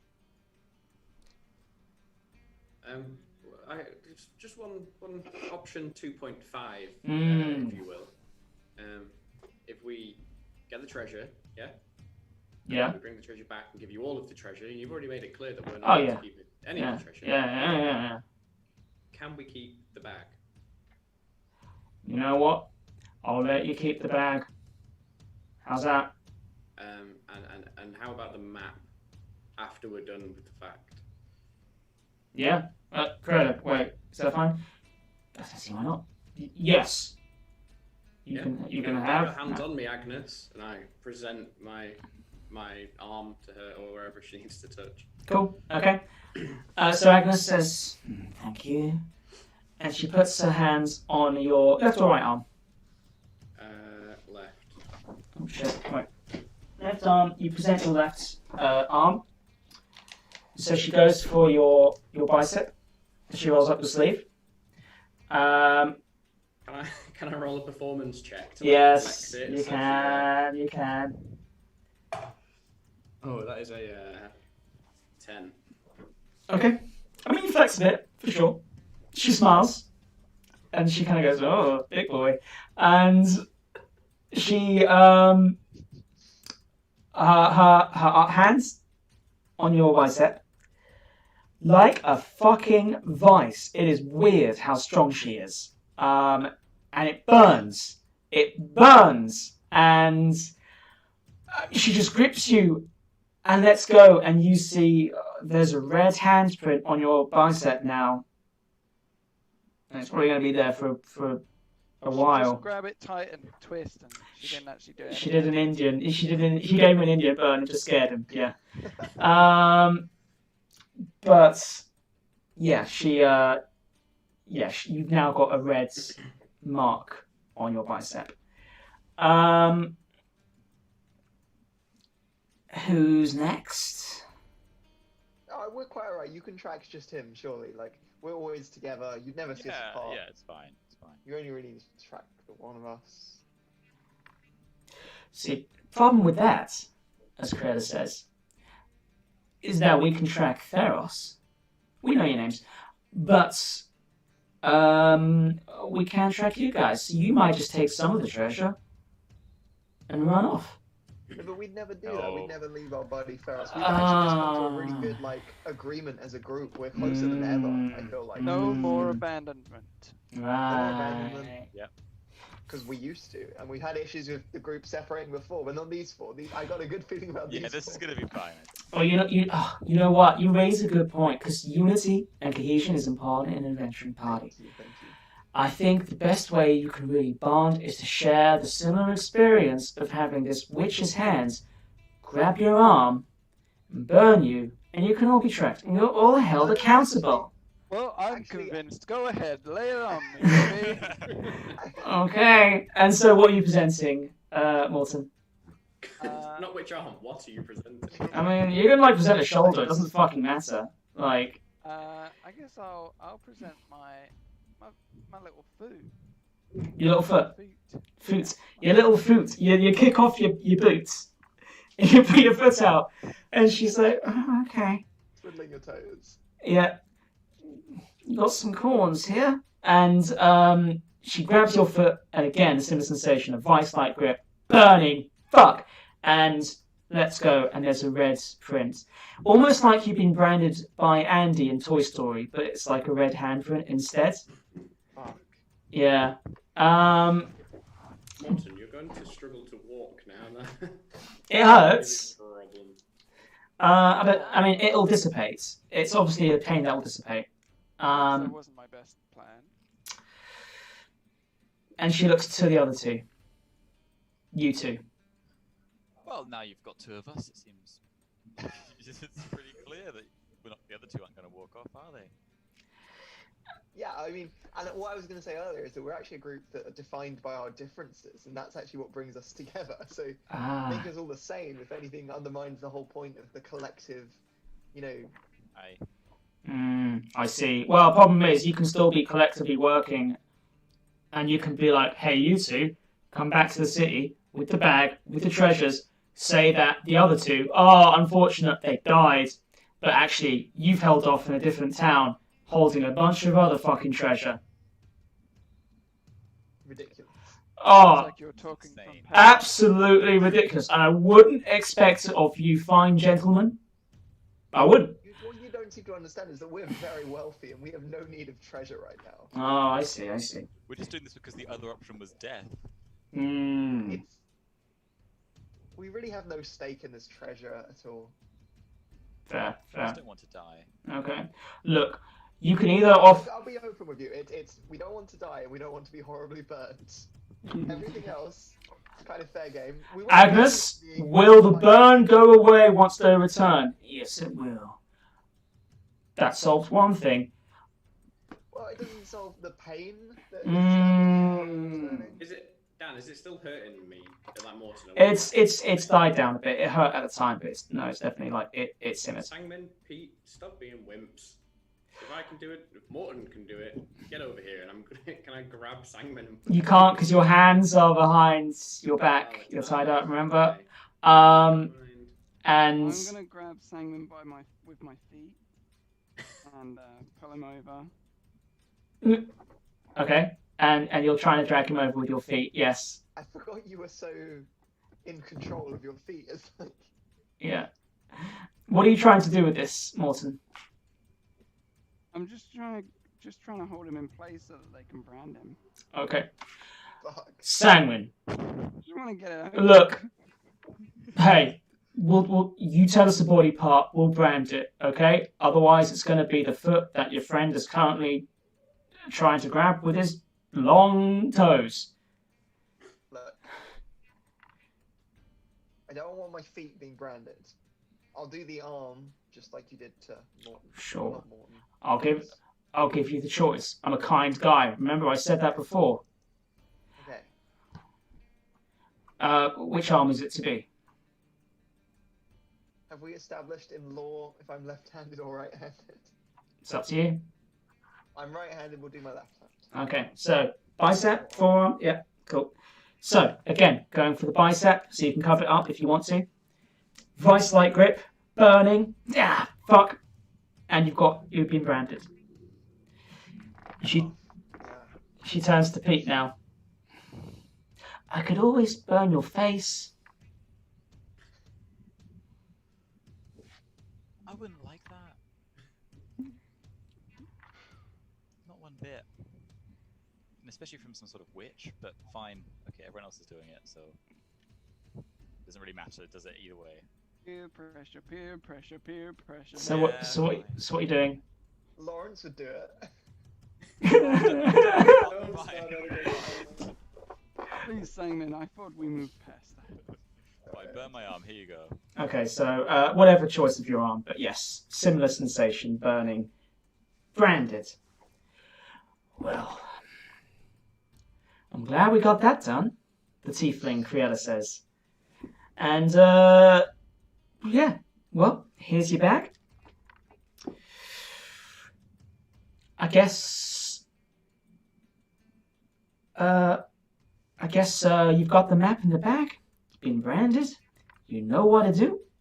Any questions? Anything from us before you dump you in the middle of the fuck knows where? Could we stop by the shops first? I would like to make purchases. Oh, you can do whatever you want, sweetie. You can do whatever. I mean, you've got to go to this temple, and you've got to come back, and we can track you. But if you want to buy any supplies or whatever, get some horses, we're not going to give you any of that shit. We're not going to take you there. You make your own way. That would, yeah. Okay. I thought you said there was a carriage. Oh, just for this transactional moment. Yeah. Was off outside the That's shopping area. That would be great.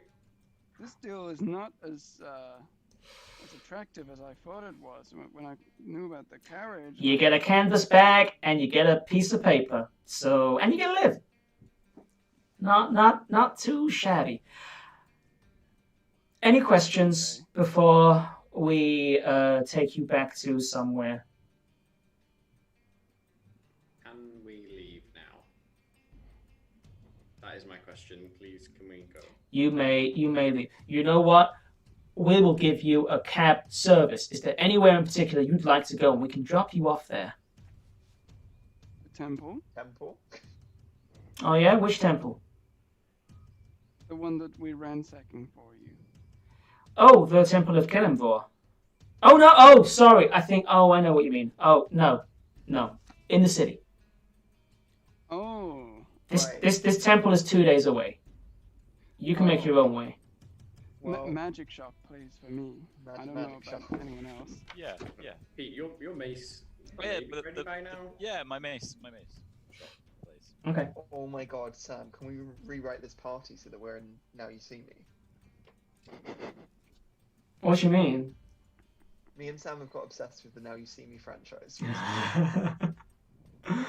So how would you be a Now You See Me band?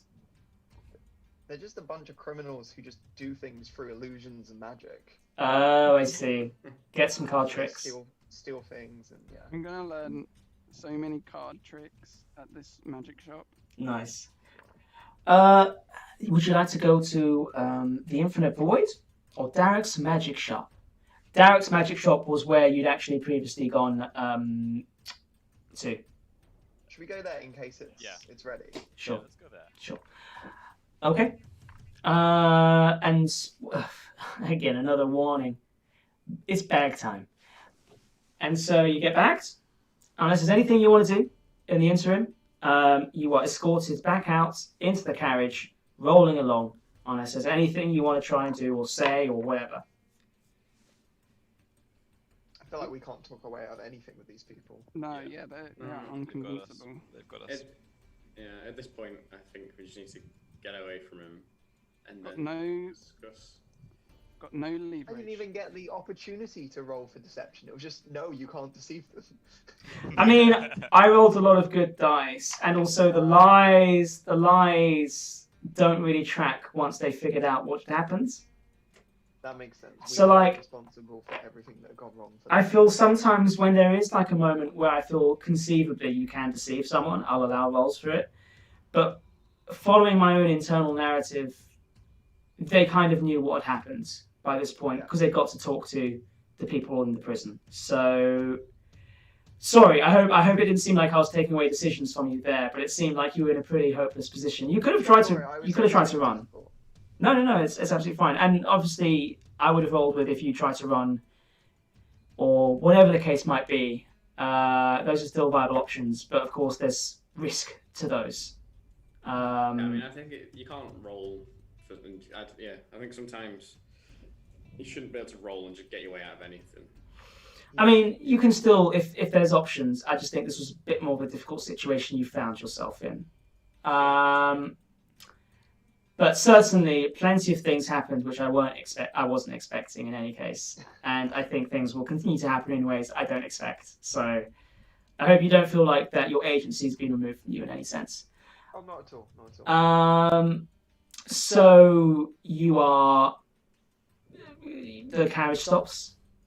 You are taken out of the carriage, and simultaneously, hoods removed, and knives snapping your bonds as you find yourself on the street with a magic shop, Derek's magic shop, up ahead, and a collection of gang members from Tiger Tribe and the Kings. Good luck! As they get on the carriage and they head off. I assume they've like uncuffed us, like we're free. Yeah, you're free. Yeah. Okay, cool. Would it make sense to maybe wrap up here? I think so. Yeah.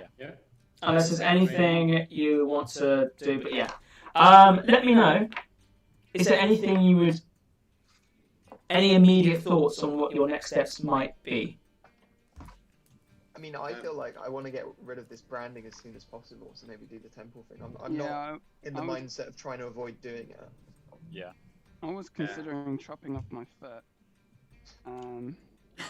I've got a spell that means one of us can't be tracked by it. I mean, I guess maybe we could go to in this magic shop, have him do some sort of like Arcana check, or like just to see that, just to see what kind of tracking it is, and if he knows if there's any way to avoid it. Because we don't actually know what spell it is. It could be, I don't know, like a mage's guild or something that could help us know exactly what it is. I feel like you're right. Like if we were in real life cursed, like your go-to thing would be consult an expert or something on it. Like it wouldn't be. Because they might just say it's harmless. They can just track you, but if you do it, they'll remove it. I like. You never know. Portal might just pop out of nowhere, and we could just jump through it. I mean, that's the right, thing, then. Right, we can do that. Yeah. They're a gang of New Lifeland City. I don't know, if we went back to Estra, just as an example, would they follow us all the way there to cut us? I don't know, but... Well, Mad fucking Brian's from Estra. Yeah, Oh, you yeah, might. that's I true. don't know. Yeah. I wonder if it would have been possible for me to use. I wonder if it would have been possible for me to use my fast hands to kind of unlock the sort of the hands trapped thing. What's it called? Handcuffs. The hand trapper. Trap things. Yeah. Trap thing. I wonder if I could have done that, but Probably. I don't know if it helps though. because I've got like thieves' tools and stuff. But... Yeah. Once you had done that though, you would have had to run away.